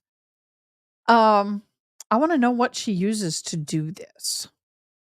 What program she's using for this, because she's awesome. She is freaking awesome. And I just reached out to her and quickly asked her if I could do this. And for her to say yes, that was very sweet of her. So, once again, my theory, if she didn't do this, is this. Karen Reed, John O'Keefe, girlfriend, boyfriend. If you notice today in trial, if you listen to today's trial, my coverage, you would have heard that 2 EMT first responder paramedics stated multiple times that Karen Reed identified herself as the wife of John O'Keefe. Now, I'm not too sure of how accurate that is, but I'm not going to get in the middle of that. I don't have a dog in that hunt. But John O'Keefe supposedly kissed a woman on New Year's Eve. That's probably a part of the fight they had that night in Aruba or wherever it was. Where was it? Yeah, Aruba. And then at some kind of football party prior to that, or after that at some point, Karen Reed kisses Brian Higgins. And Brian Higgins and Karen Reed start a romantic relationship. They have the text. So it wasn't all sunny. I defended the arguments over the children because that happens in relationships, especially when they're a blended family. But what I want to know is, so we have in the house over here, Jen McCabe, Matt McCabe. Nicole and Brian Albert live there. You got Cole and Albert, the nephew was there. Chloe, the dog. Brian Albert Jr. living there. Nothing illegal about that. Caitlin Albert, AG's office. Hello. And her love interest is Tristan now. He wasn't there.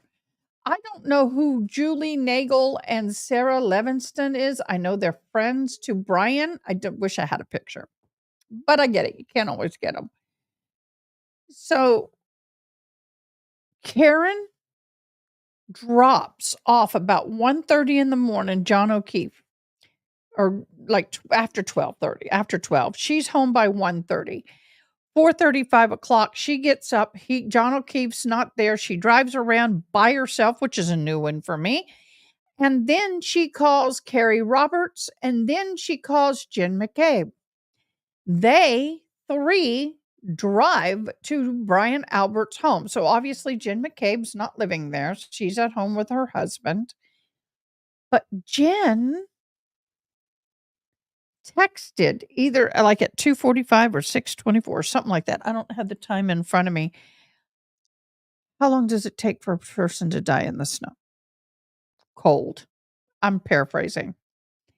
Y'all, even at 6:45 in the morning, She's standing there looking at John O'Keefe's body while they're trying to revive him. She's got her hands in the pocket and hunched over in her jacket. It's freaking cold. It's 25 degrees or thereabouts. Doing nothing. And then on camera, the dash cam, they have her on video walking down the street by the curb in front of the house and then taking a hard left up the driveway and into the side door of the house and disappearing for a while. She went in to tell Brian and Albert and her sister Nicole Albert. Couldn't imagine her not. Houston, we have a problem. Eventually she comes out, supposedly someone said with blankets. That's all I know on that one. But all these people with the yellow trim are in the house. So that's 1, 2, 3, 4, 5, 6, 7, 8, 9, 10, 11.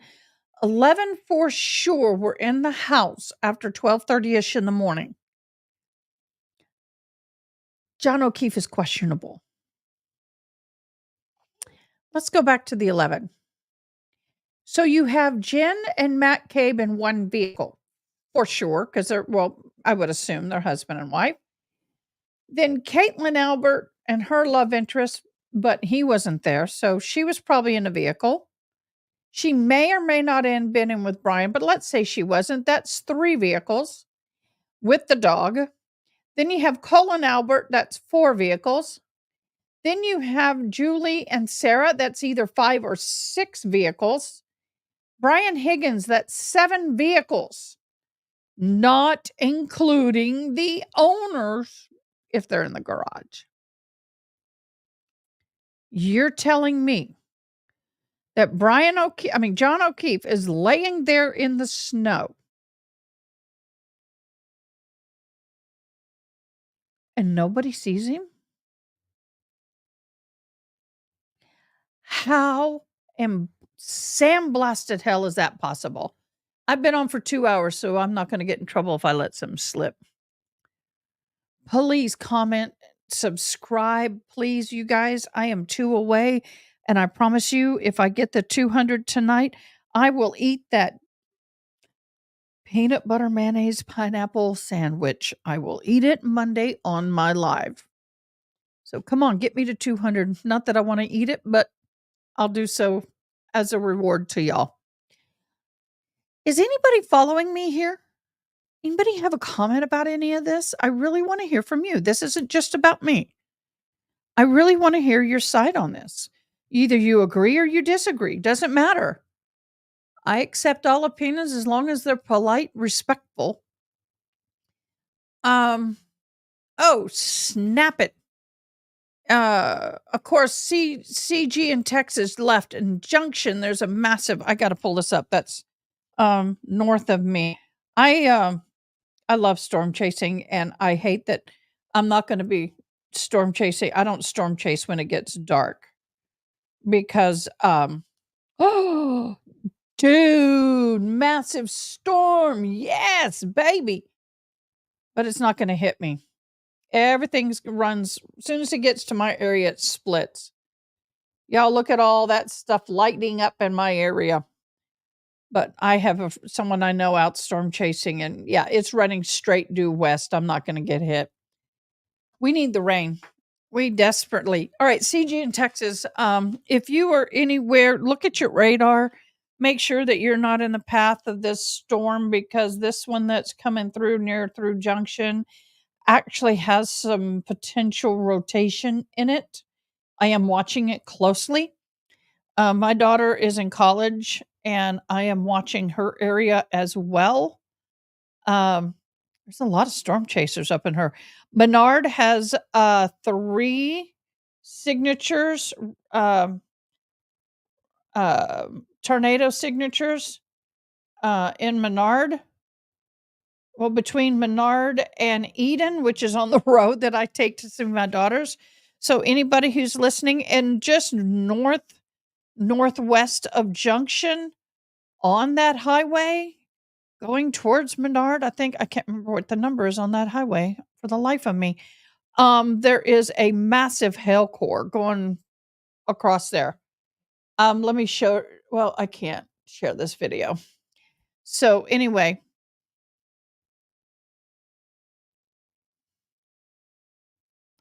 where is that? I've heard of it, but I can't remember where that is. Uh,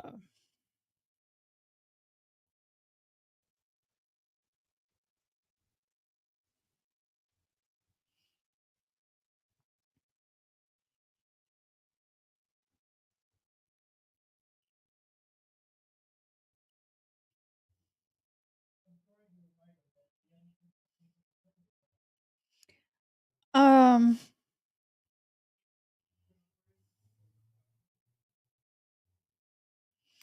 I'm trying to find it on the map and it's not showing me.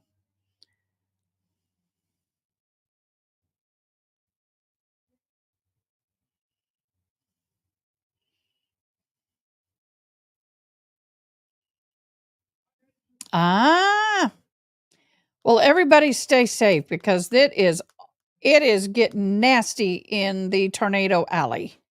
And I kid you not. So y'all be anybody in Tornado Alley, y'all be safe. I'm always worried about everybody in Tornado Alley. So I want some of your Tornado Man Alley. Ooh. Yeah, you guys, I can do a lot of things. I've done a lot of earthquakes, but tornadoes. Ugh.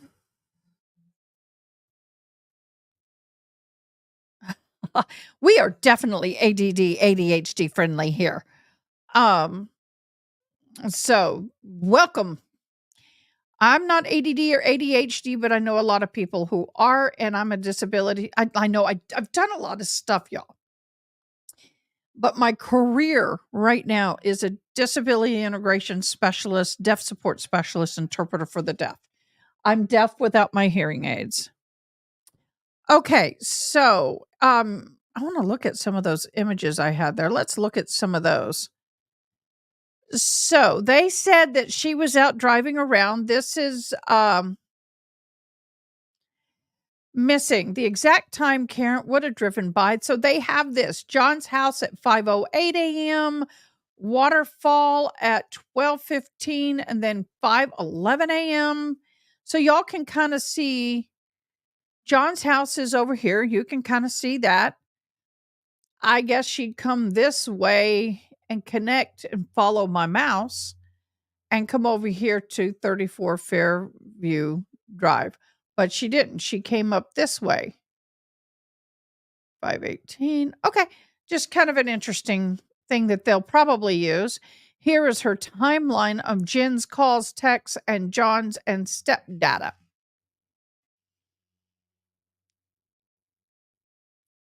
Jen McCabe has 10 steps. Karen Reed.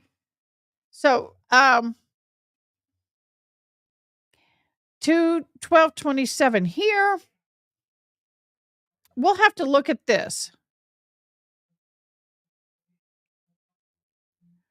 Oh, I'm sorry to hear that. So I am sure that a lot of this is okay. This is interesting. So, by, I guess, his phone data, it states upon arrival, John took an estimated 80 steps in those first 3 minutes. So, John at 12:19, John's arrival based on data is between 12:19 and 12:24. Between 12:21 10 seconds to 12:24 22 seconds, 80 steps, 287.86 feet, ascended and descended 3 flights of stairs. Now, I want to see the metadata on that. No steps for 10 minutes. There is a 7-minute gap with no steps recorded on John's phone. So, for example, if they would have picked him up and carried him, his phone would have recorded, or his watch, the steps that they took. And it is 50 feet to 61.26 feet to the curb and about 50 feet where his body was, apparently. I'm just trying to read this map. That's kind of interesting to know. Okay, this is a timeline. John arrived based on the data between 12:21 and 12:24. Upon arrival, John took 80 steps in the first 3 minutes. From the street to the house is about 61 feet. He walked almost 288 feet. There is a 7-minute gap where no steps were recorded on John's phone between 12:25 and 12:30. Between 12:31.56 to 12:32.16, 36 steps or 83.53 feet on average. I know Brandy did, and I was tempted to do that, but I was also knee deep in the George Kelly trial, and I wasn't sure I was going to do this one. John's last recorded steps were at 12:31. Pull behind me on a phone. Ryan Nagel pulls off and sees Karen in the car alone with no damage to tail light. Guys, he's not going to see a little crack in a tail light in a freaking blizzard. Give me a freaking break. Last possible time Karen could have left was between 12:31 and 12:35. Well, she said she sat there for 10 minutes. I don't know. That seems very, very, very suspicious. Ryan Nagel is the husband to Julie Nagel, which is friends of Brian Albert Jr., which is the son to Brian Albert Sr., which is the house owner. Just saying. Here's another map. Well, look how far his car is from Karen Reed's car. That's a pretty good distance in a blizzard to see if someone had a crack in their taillight. If it was completely missing and it's glaring white, then I can get it. But if it's cracked, but then again, this actually helps the defense because a crack would not be seen, but a obliterated one would have been seen. If there's 45 pieces strode on the yard where Mr. O'Keefe passed away, then it would have been seen by Ryan Nagel. That helps the defense. Karen car stop movement at, it's still the same, 12:24:40 in front of the flagpole and fire hydrant, which is where the body was. John got out of car. Karen drove at least 62 feet forward, then reversed 62 feet at possibly 24.2 miles an hour. Guys, if she had hit him at that speed, there would have been body damage. Now, she probably pulled forward because you can see the trees here. She can't see the house, and it is a blizzard. So what she probably did is backed up to make sure he got in the house. She hit John. Then the car continued in reverse. It's plausible, all of which at least 3 witnesses, probably 4 directly behind her without seeing a thing, all within 56 seconds. So you have Ryan Nagel, Richie D. Antonio, and Heather Maxkin, Julie Nagel in this vehicle. And they didn't see her hit him, but they saw her car.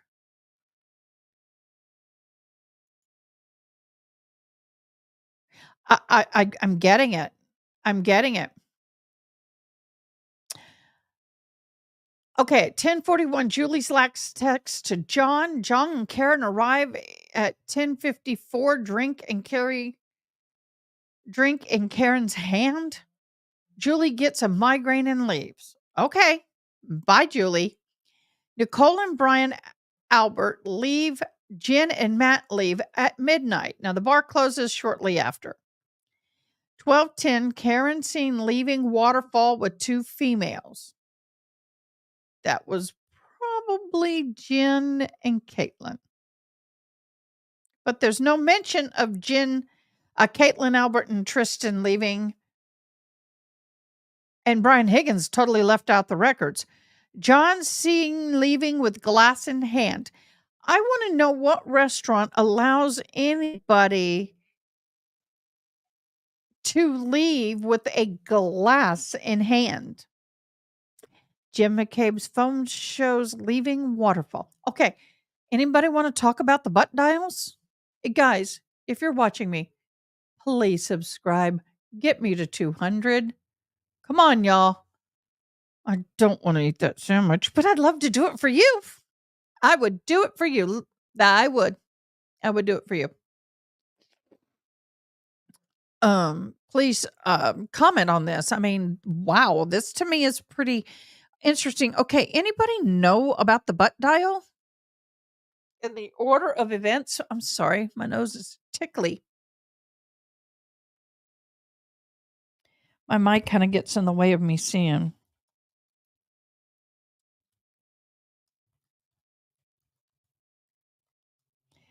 I'm Googling the Karen Reed case, the butt dial.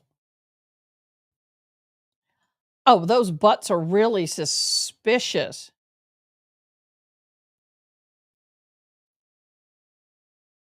Very suspicious.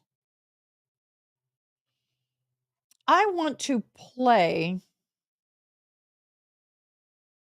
Where was that hearing? Ew, mods, I don't know if you can help me with this. I'm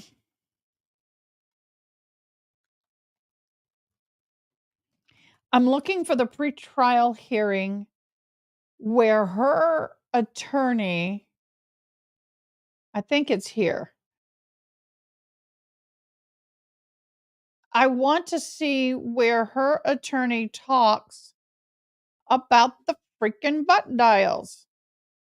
Let's see. Let's play this. Here we go. I'm going to share screen.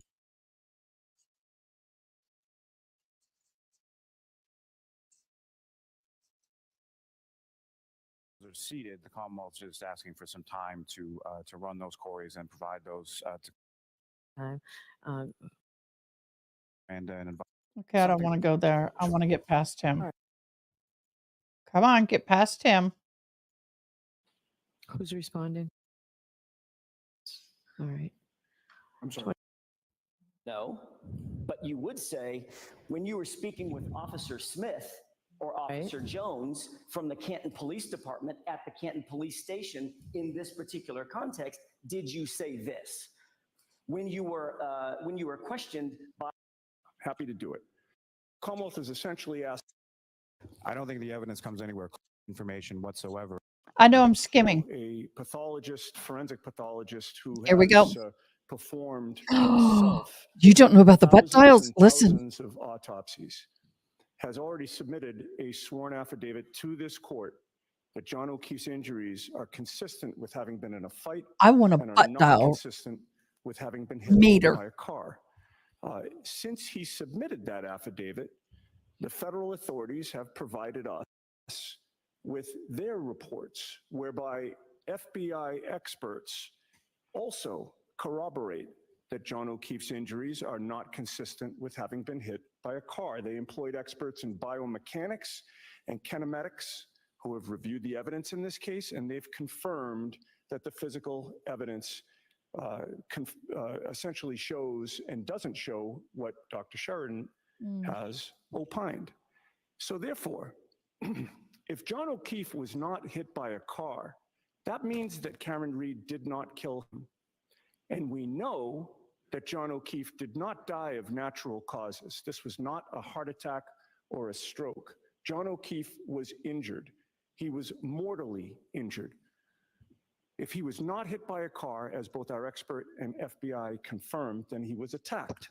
And if he was not hit by a car, then there is a third-party culprit or culprits. So by asking this court to prohibit the defense from introducing evidence that others had the motive, opportunity, I'm and the not hearing the means butt devil. to Let's see if he attack gets to John it. O'Keefe, the Commonwealth is essentially asking this court to prohibit Karen Reed from being able to defend herself. So I don't think they're asking that you be prohibited from doing that. They're asking first to have you tell them what that is. Right. Well, this is, Your Honor, I'm getting to that in terms of. All right, so go ahead. You have your that remarks. we're either required to give them or not. It is not our job to solve this case for the prosecution. It's our contention. They had the opportunity to do that, but they failed.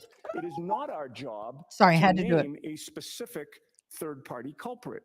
We do not have to prove that Brian Albert or Colin Albert or Brian Higgins or some combination of them intended to kill John O'Keefe. We don't have to prove that any of them attacked John O'Keefe such that he eventually died. They have to prove beyond a reasonable doubt that they didn't. But the fact of the matter is there is evidence that all three of them had a motive, had the opportunity and the means to attack John O'Keefe. I know, Now, he's the Commonwealth good. Commonwealth versus Conkey in their motion. Okay, And as this court this is started not the it, but we're discussion almost done. on I'll this keep issue when you listening. first took the I haven't heard bench, Conkey makes clear that a defendant has a constitutional right to argue that somebody else may have committed the crime. And certainly, no, the acts of that person can't be too attenuated in time or method of operation, as Mr. Lally mentions.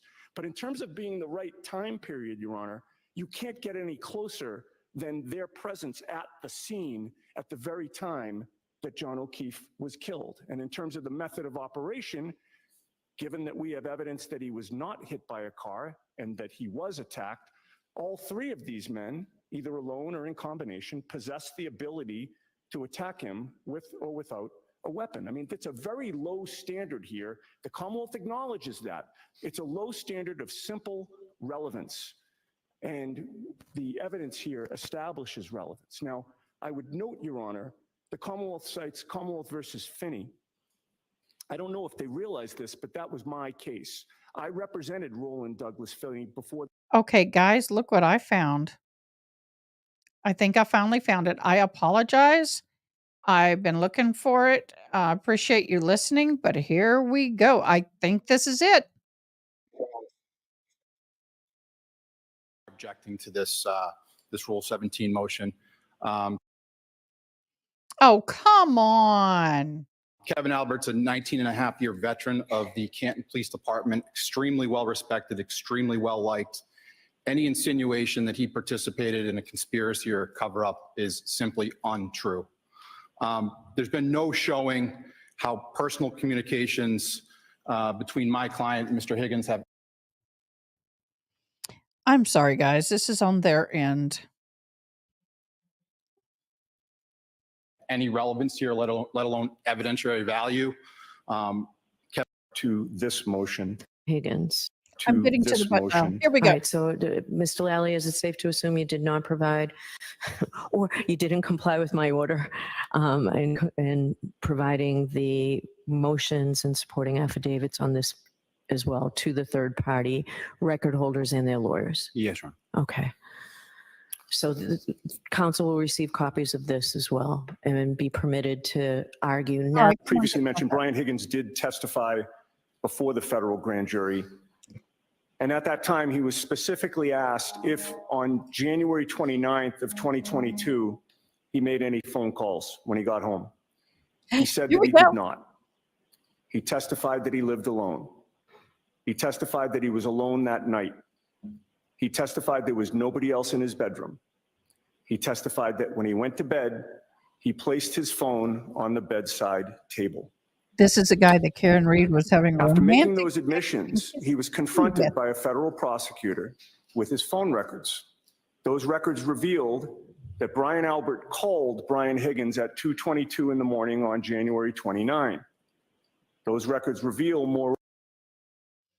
Can't help it, guys. It's on their end. I apologize. We'll just hang out until he comes back on. Over. But there's going to be more. 17 seconds later, Brian Higgins called Brian Albert back, and that call lasted for 22 seconds. Now, when he was first confronted Brian Higgins first tried to claim.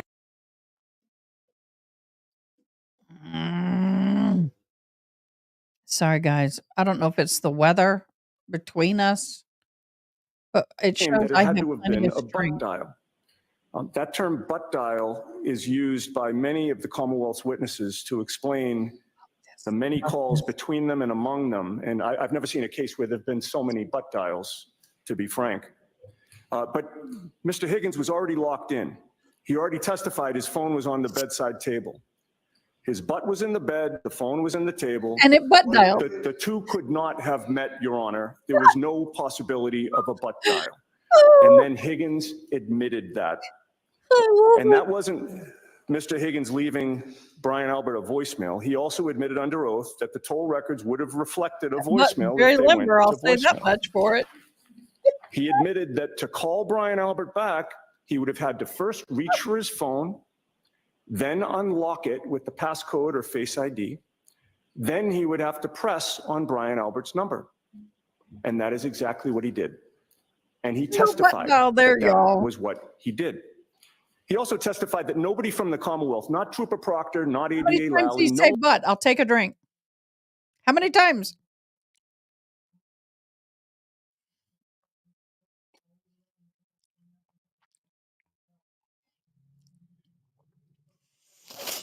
Ooh, that went up the nose. One more, and then that's all I'm going to do right now. Come on. Where are we at right here? 22. Okay, I'm going to refresh. Thank you, Your Honor. Just a little bit of background with respect to Mr.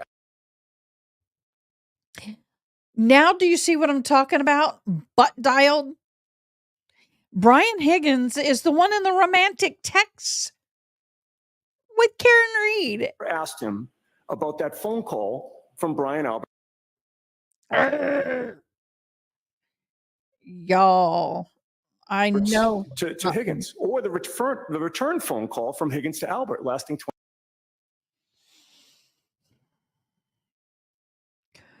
I'm getting very frustrated.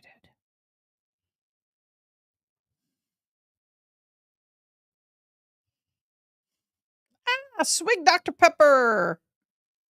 You're a pepper. Was it? I'm a pepper. You're a pepper. Wouldn't you like to be a pepper too?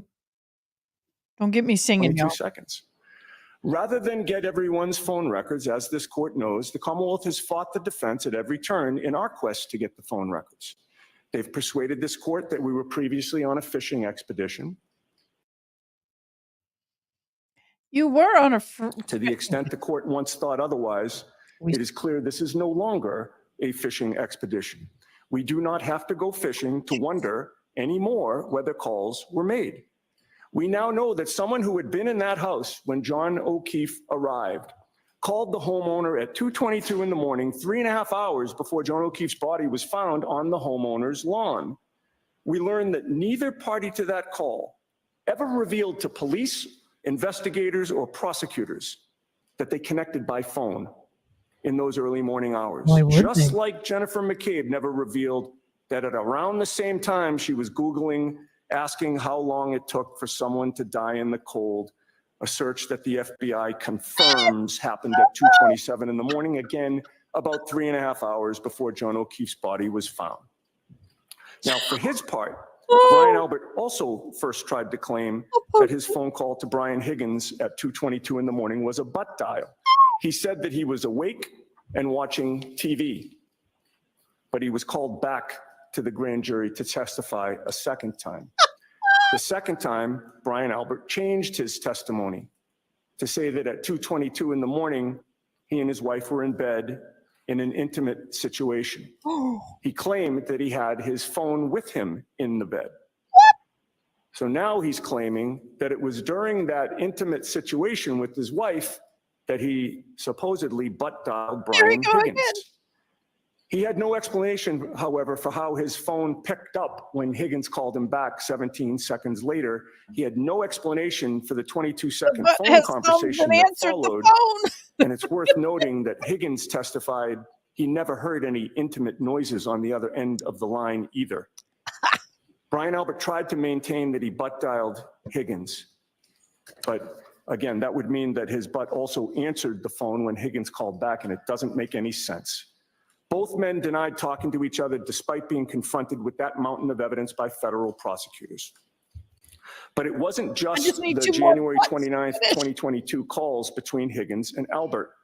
Brian Higgins' phone records, we learned, reveal that Canton Police Chief Kenneth Berkowitz was involved in interacting with both men shortly after John O'Keefe's body was found. Oh my And again, God, recall, they're supposedly conflicted out of this case. So I'm going to, there's just a question I have, and I'll let you continue, How many Ms. butt Tinetti, dials but did you regarding the just say? dates. So the dates of the records you're seeking for January Brian 29th. Albert, so January 29th to February Oh, 4th. Or fourth or fifth, yes. 4th. Fourth. That's what you're That's seeking. fine. That's fine. And for Kenneth finish it, Berkowitz, y'all. January 29th to February 18th, and Brian Higgins, January 29th to February 18th. I need you to explain very to me seldom why drink those wine. dates, why Right, so February very 4th and seldom. February 18th. There was testimony in the federal grand jury. Okay, y'all. That's the end of that. I know. And I talked to Mr. R.A. and I asked him, how does he do it? And I need to get, now mind you, I have everything he has except for one thing, and it's $1,200. It's a switcher board. OMG. Y'all. Come on, y'all. I deserve 2 more memberships after that. Come on. I just took a bunch of butt hits for that. Oh, that's a lot of ass. Whole new meaning to sexting. Oh, snap. Come on, y'all. This is fun. I've earned it. I earned it. OMG. Oh, don't make me cry here. Don't make me cry here. Whoo, y'all. I know I had content warning here because I didn't know what was going to come out of our mouths. Let me change that banner. Should I put trigger warning up there? OMG. All right, y'all. You know, I find it very interesting that Brian Higgins and Brian Albert are butt dialing each other. And I just washed my hair yesterday. I will say, you don't always want to tell somebody that you were getting it on at the time of a phone call. How many of us have been in a relationship and gotten a phone call and you go, oh, freeze, gotta answer. Don't make any noise. But who has their phone just laying in the bed with them while they're intimate with their wife, or who has their and how in the hell can a butt reach an end table? Did it grow arms and decide to start making a phone call, or is your butt that hairy? Oh, excuse me. I gotta calm down. That to me is just asinine. Pun intended, asinine. How the phone could be on the dresser or on the side table and you're sound asleep at 2:22 in the morning and your butt grows hair and decides to walk across the sheets and like the hand from the movie Wednesday. What is that guy's name? And he goes over there and does his little dialing and then I'm sorry. I just am going crazy with the imagination, but I just yeah. And this is the same Brian Higgins who's in a romantic relationship with Karen Reed, at least sexting and kissing and that kind of stuff. God knows what else. I don't know what time frame that went on. I don't know when that went on, but they were definitely getting on together at some point.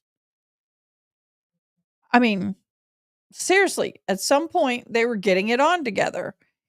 And John O'Keefe kissed a girl in Aruba. And but he may have been just drunk and they were all partying and he may have just kissed somebody. I don't know, y'all. I wasn't there, thank God. But for me, it's more plausible since the chart that we saw where the metadata and everything showed metadata. What? There's nothing illegal about having a hairy butt that the hair walks across the bed and butt dials. I'm kidding.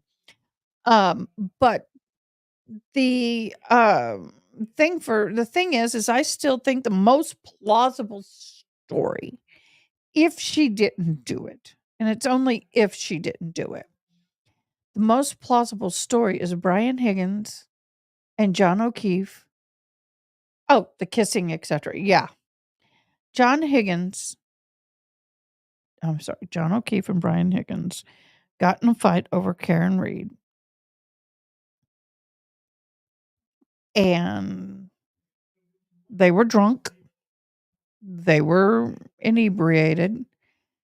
And Albert, the guest, which were the people in the house, were Brian Albert, Nicole Albert, Jen McCabe, Matt McCabe, Caitlin Albert, Brian Albert Jr., Chloe Albert. So that Caitlin Albert is the daughter, I think. Colin Albert, the nephew, Julie Nagel and Sarah Levinston and Brian Higgins were all in the house. And the thing is that John O'Keefe, if he was in the house, went downstairs to settle the dispute and things went bad. I always lead a really boring life. And the more I watch true crime, the more I realize boring is so underrated.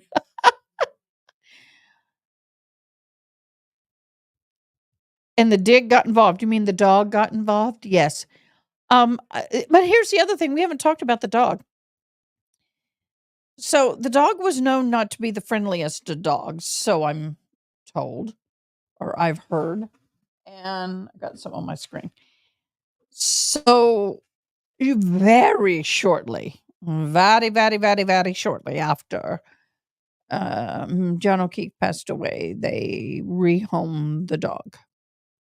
So you can't even do the bite. They can try to match the bite to the marks on the arm of John O'Keefe.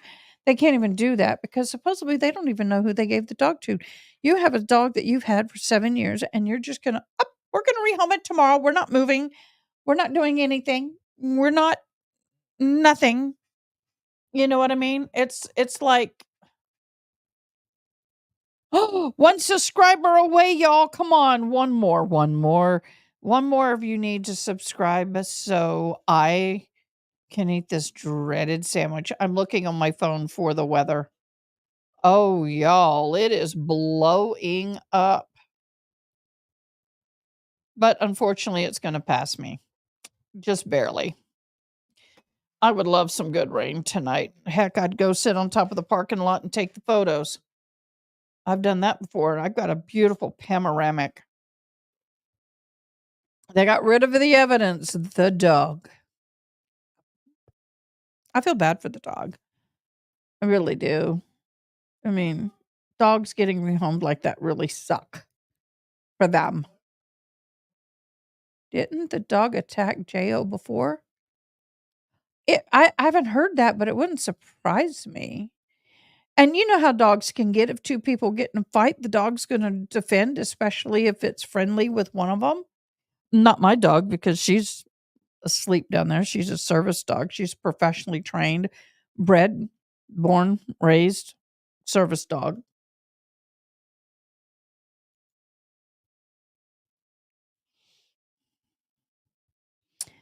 But she alerts me to sound. The doorbell, the telephones, the fire alarms, the emergency service vehicles. She alerts me to so much. In fact, she saved me from getting hit by a bus. in Washington, D.C. I'd only had her a few months, and I went to Washington, D.C. with her and for a conference. And I was out doing the tourist thing. Oh, I'll tell you all about the monkey in a minute. And I was out doing the tourist thing, and I was getting ready to cross a 5-lane, 2 in each direction with a turning lane, to meet my cab who was coming up the opposite direction, opposite side of the street. And I had the white blinking person. I looked, I saw this big bus 2 blocks away. It kind of comes down like this, the streets. And by the time I got into the turn lane, the bus was in the turn lane and I didn't hear it. And my dog pulled me back within about that much before getting hit. And the lady behind me went frickin' ballistic at the bus driver. And she was yelling at me, "Didn't you hear it?" I'm like, "Deaf. I don't hear it." I talk well because I grew up hearing. I've only lost my hearing gradually over the last 20 years, and now I'm fully deaf without my special magic ears and my big badass hearing aids. So, but anyway, yes, I have a monkey. I have a capuchin. She was trained to be my ears in the home before I got as bad as I am now. She will sleep with me. If she sleeps with me, the alarm goes off. She does this or pats my face to wake me up. Of course, she gets her treat and she gets her breakfast. And then she does like the microwave and any kind of fire alarm or anything. But the problem is my hearing got to the point, my hair's getting stuck. My hearing loss got to the point that I needed more help outside the home. And yes, she does wear vests when my service dog goes with me. She's my outside the home service animal and at work. She does wear a vest that has on it, it's a red vest that just says Service Dogs Inc., which is the corporation or company that trained her and gave her to me. Under the federal law, service dogs are not required to wear any identifications or vests. They are just required to be leashed. And y'all don't get me started on fake service dogs. I actually helped get a law passed. I went and spoke before Congress and got a law passed in Texas, increasing the penalty for faking a service dog from $300 to $1,000. And you have to also serve 30 hours of community service with an organization that services the disabled. Dottie's my companion dog for panic distress via PTSD. Yeah. Um, it is interesting. You know, we've had some problems with Walmart or Hellmart. Come on, y'all, give me 200. I'm one away. It's been awful with some of the people faking service dogs. They don't realize the damage they do. But I am mightily blessed. And I couldn't imagine life without her. Couldn't imagine life without her. Oh no. Well, that was 23 hours ago. Let's see if I need to share that. Oh, let's see where that is. Let me separate it from StreamYard so I can share screen. Tornado touches down in Texas. Let's share that. Wow, y'all. Only if I was on that. See, I used to, well, I don't want that. I have taken really some awesome pictures. I'll have to pull some up. They're all on my, this is by Ronald W. Edrich, Reporter News US Today Network. You can see that. I'm giving them credit, but wow, that's a nasty, nasty tornado. Wow. Yeah, we've had some tornadoes here. The dog attack really messed with her, Dawson. Yeah.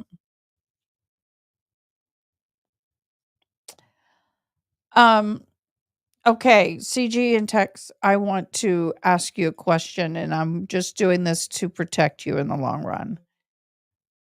If you have post-traumatic stress disorder and you are training a dog to be a service dog, please teach it to do more than one simple task just to protect you.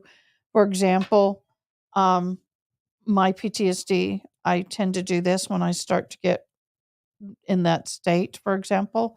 If a dog, so you could train your dog to see when you start doing a certain behavior that they alert you. But the other thing also is teach them not only to alert you, but also teach them to put their have you sit down and let them lay across your legs and have their body weight on you, because PTSD service dogs are somewhat in question, even though they are covered under a mental disability under the ADA law. They are borderline, and so having a dog that can pass a public access test, which is vitally important, and also being able to perform not only an alert but also the weight compression really, really will help solidify that and make it difficult for anyone to accuse you of faking a service dog. It's just to educate you. That's what I do for a living. As a disability integration specialist, I also do a lot of service dog education. I don't say that to discredit. I believe that anybody who has the ability to privately train a service dog has the right to do so and should. It has nothing personally to do with any individual. So please just hear my heart on it. Don't take it offensively. Just want to protect you. I'm really grateful that under the law we can do that, and I think we should be able. That is a thing. What I suggest you do is there is no registry for service animals. Anybody that charges you money and gives you an ID badge is breaking federal law. And we are actually right now trying to get that on a federal law level. So when you pay that $59.95, you're actually breaking federal law. A public access test is really good because that means that they can exit a car in a parking lot in a controlled manner. They can be in public and very well under controlled manner, whether there's a food drop and they can walk by food and ignore the food. If there is another animal that crosses their path, they're not going to react. But you can pull up public access for service dogs, watch some videos, and also get kind of a layout of what that is. It's vitally important. The reason why I say that is because a lot of people will train their dog to be a service animal and they may be able to perform a task, but when they take them out in public, they're not able to handle the public situations. For example, when a dog aggressed my dog, she just curved in behind me. She didn't aggress back. She didn't do anything to cause the situation to become exacerbated. When I'm getting anxious, my cat's great with that. Both her and Dottie know when I'm distressed, and I get papers on her. All right, your cat can't be a service dog under federal law, but she is protected under the Fair Housing Act as a emotional support animal. So you can live in apartments and whatnot. And they cannot tell you can't have her, but she cannot go in public. In order to be a service animal, you must be able to train the animal or have an animal trained to perform a task that mitigates your disability, i.e., hearing, mobility, sight, PTSD, which is the psychiatric part. But the papers that you pay for online are actually illegal. It is a fraud. And they can give you a name badge and they can give you a vest and they can give you all that stuff. And actually, it means nothing. They are taking your money. And there are people like me trying to get laws passed to protect people from it. But if your cat is an emotional support animal, all you have to do under the Fair Housing Act is get a letter from your therapist that you've been seeing for more than 60 to 90 days. I don't know what it is in your state, but for at least 60 days, and get a letter stating that you're required to have this animal as an emotional support animal. Then you don't have to pay pet deposits or anything unless they damage the property. I'm going to be doing, I have, going to set up a YouTube channel starting to deal with all that.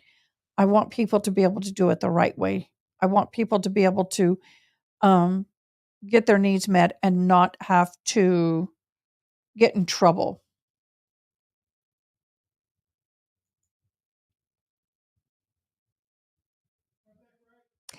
Okay, as long as your trauma therapist gave you the letter and documentation, you're good to go.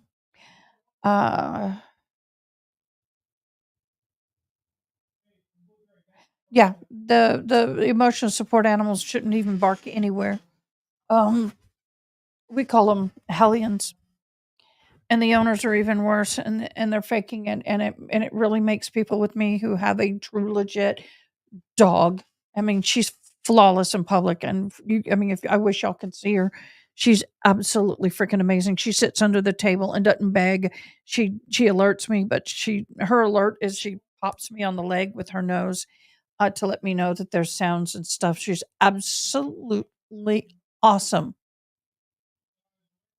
awesome, and she pops up in here every once in a while, but she's off. She's sort of off duty right now. Right now, it's almost 10 o'clock my time. Oh my God, ambulance ride to Sid Peterson. They actually let her go with you. I need to know about this because I've been talking to the fire department to do a training thing with them about allowing people to carry their animals in a ride. But I'm going to be honest with you. If you're anywhere near me, since you mentioned the hospital that's in my town, I'd love to meet with you. You can come to my office if you know where Classic Hamburgers is. Our business is in the same strip center. And I would love to visit with you and help you work through this process.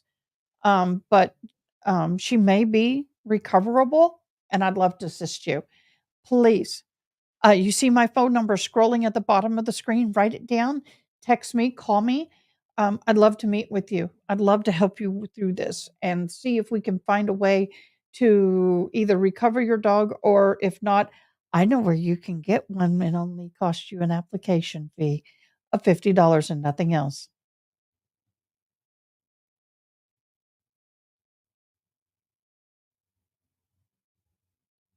Oh, well, understand.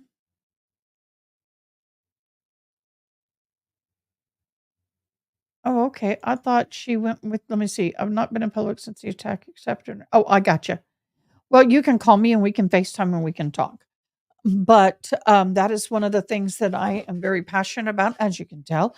And I help a lot of people. You can call or text either way, but let's do that tomorrow or Monday. I have no problem with that. So, guys, it is 9:57. If you don't have anything else you want to talk about, I'm going to wind this down. This is the very first time I've done a Friday Night Live like this, and we've been on for 3 hours. It has been a fun ride. I've enjoyed you. Come on, you guys. I am literally one subscriber away from 200, and I've got more than one watching right now. Please subscribe. I really don't want to eat that sandwich, but I'd love to do it because the reason behind it would be awesome. So if I can hit 200 subscribers by Monday, I don't know if I'll be live tomorrow. I don't plan on being live this weekend. Did you enjoy the live tonight? Was it, I mean, am I doing okay? Is there anything you would like to see me do? Let me know. Like I said, you can text the phone number. That is my burner phone. So I do get it. It's not my private phone, but text me, call me. Not in the middle of the night. Someone called me like at 3 o'clock in the morning, and I was like, dog was alerting me, wake up, mommy, wake up, phone call. I'm like, oh God, no. I hope to see you. I will be live. I've already set it up at 8 a.m. Central Standard Time. Please, CG and Tex, please come join me on Monday. Andrielle, I hope to see you Monday. Sparkles, I hope to see you Monday. And whoever else that just hopped on, thank you so much. Dolphin Lover, oh, thank you. Well, I am kind of wrapping up, but Dolphin Lover, Kimar, will you do me a favor? I am one subscriber away from 200. And if I get to 200 tonight, I eat the peanut butter mayo pineapple sandwich on Monday's live that George Kelly was eating at the time he saw the people. I'll hold on a few minutes. Guadalupe Leaf Company. I just need one more subscriber to hit my 200. Please, before I drop off.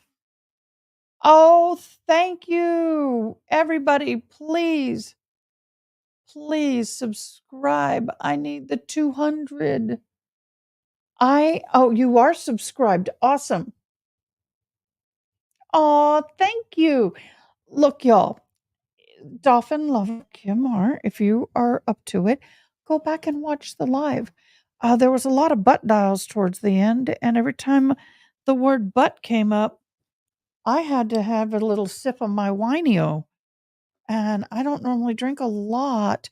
Oh, you are from Addict. Oh, he's such a sweetheart. I did invite him to come on, but Recovery Addict said that let me actually read it to you.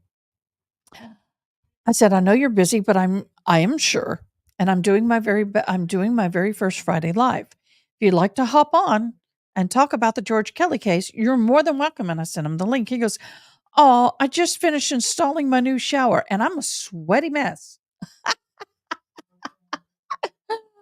Oh, he's such a great guy. He really is. And I have sent him a package, and I don't want to say what it is.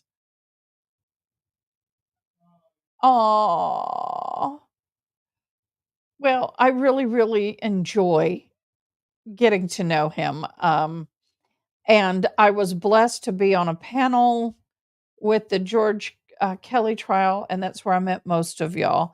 And this is actually my 6th week of full lives. And I hope I'm on doing this years from now. I also have another channel called Jail Widow. My husband was sent to prison. I did like Miss Kelly and testified in my husband's trial.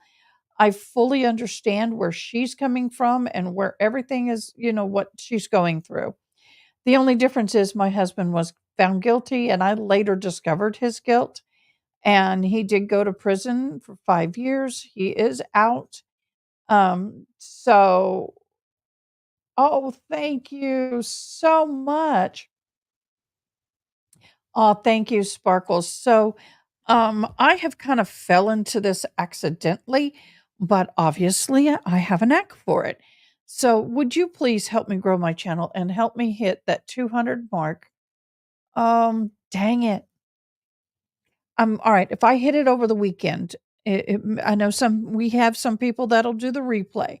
So we love the replay crew. Or I can't say it, the replay team. I don't want to copy somebody else and get in trouble. But you are more than welcome to join us on the replay. Please go ahead and comment down below. I will scroll through and look at some of those. And if there's questions I can answer, I will. But if I hit 200 by Monday, I will be prepared to eat a peanut butter mayonnaise. He didn't say Miracle Whip.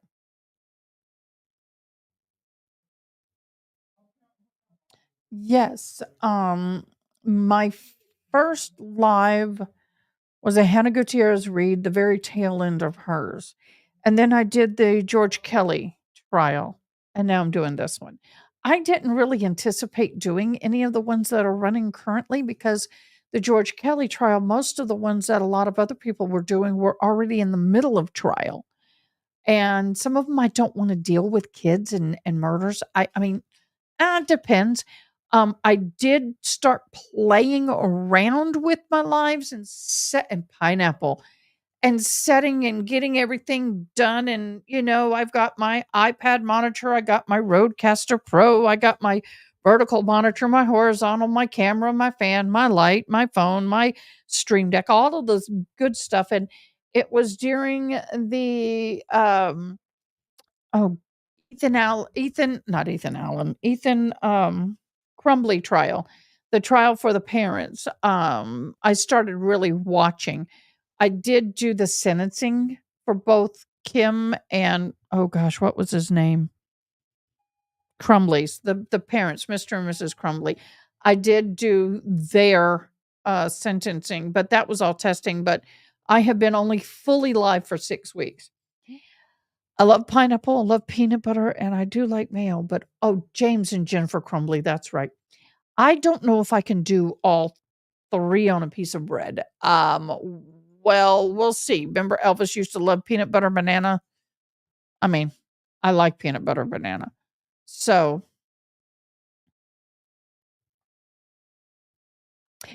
thank you so much, Dolphin Lover Kamara. I really, really appreciate you. I would like to be on more of his kind of panel things. I'd like to have him come on. I would like to really grow this channel because once I figure out once I figure out how to do this, I'm going to sign at the same time. Now, I have a question for all of you. My palm itches, baby. I'm giving some money. If I'm signing at the same time as talking, does this sound okay? Do I need to be closer? Do I need to pull back? Because my goal is to sign and talk at the same time and not watch myself do it. I'm like, I became deaf over the last 20 years or so. And I went to college and got a degree as a deaf support specialist, interpreter for the deaf.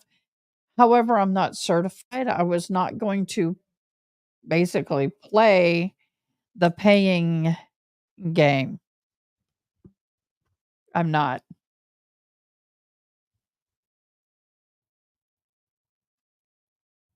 I'm saying goodbye to somebody.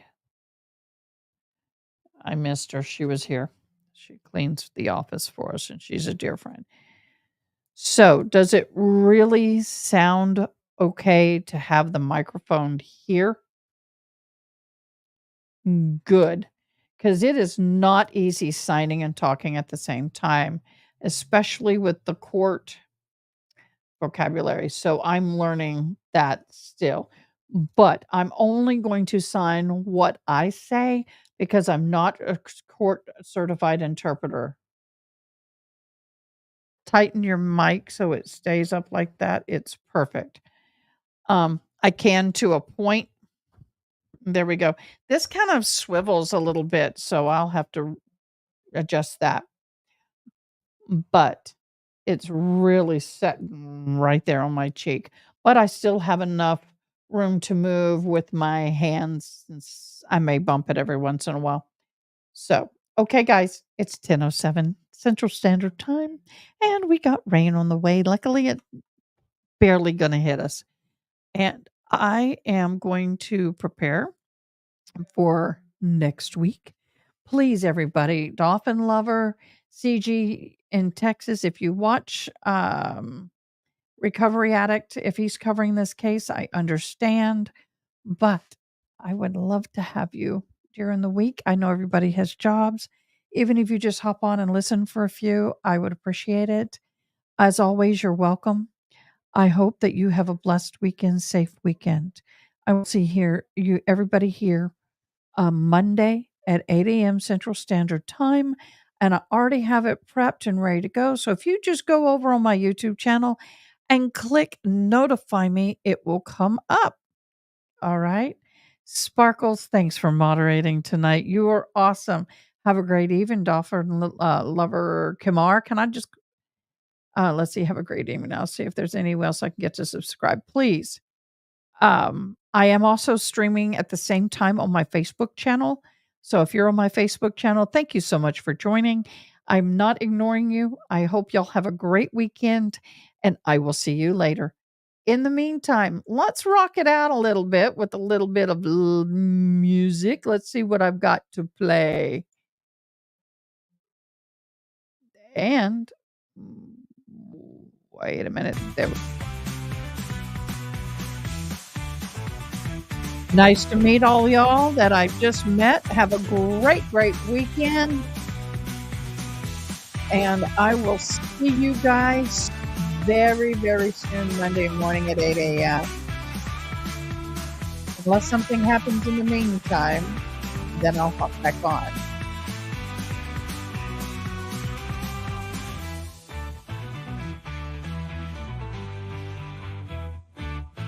I like this music. I'm sorry. I'm just sitting here jamming.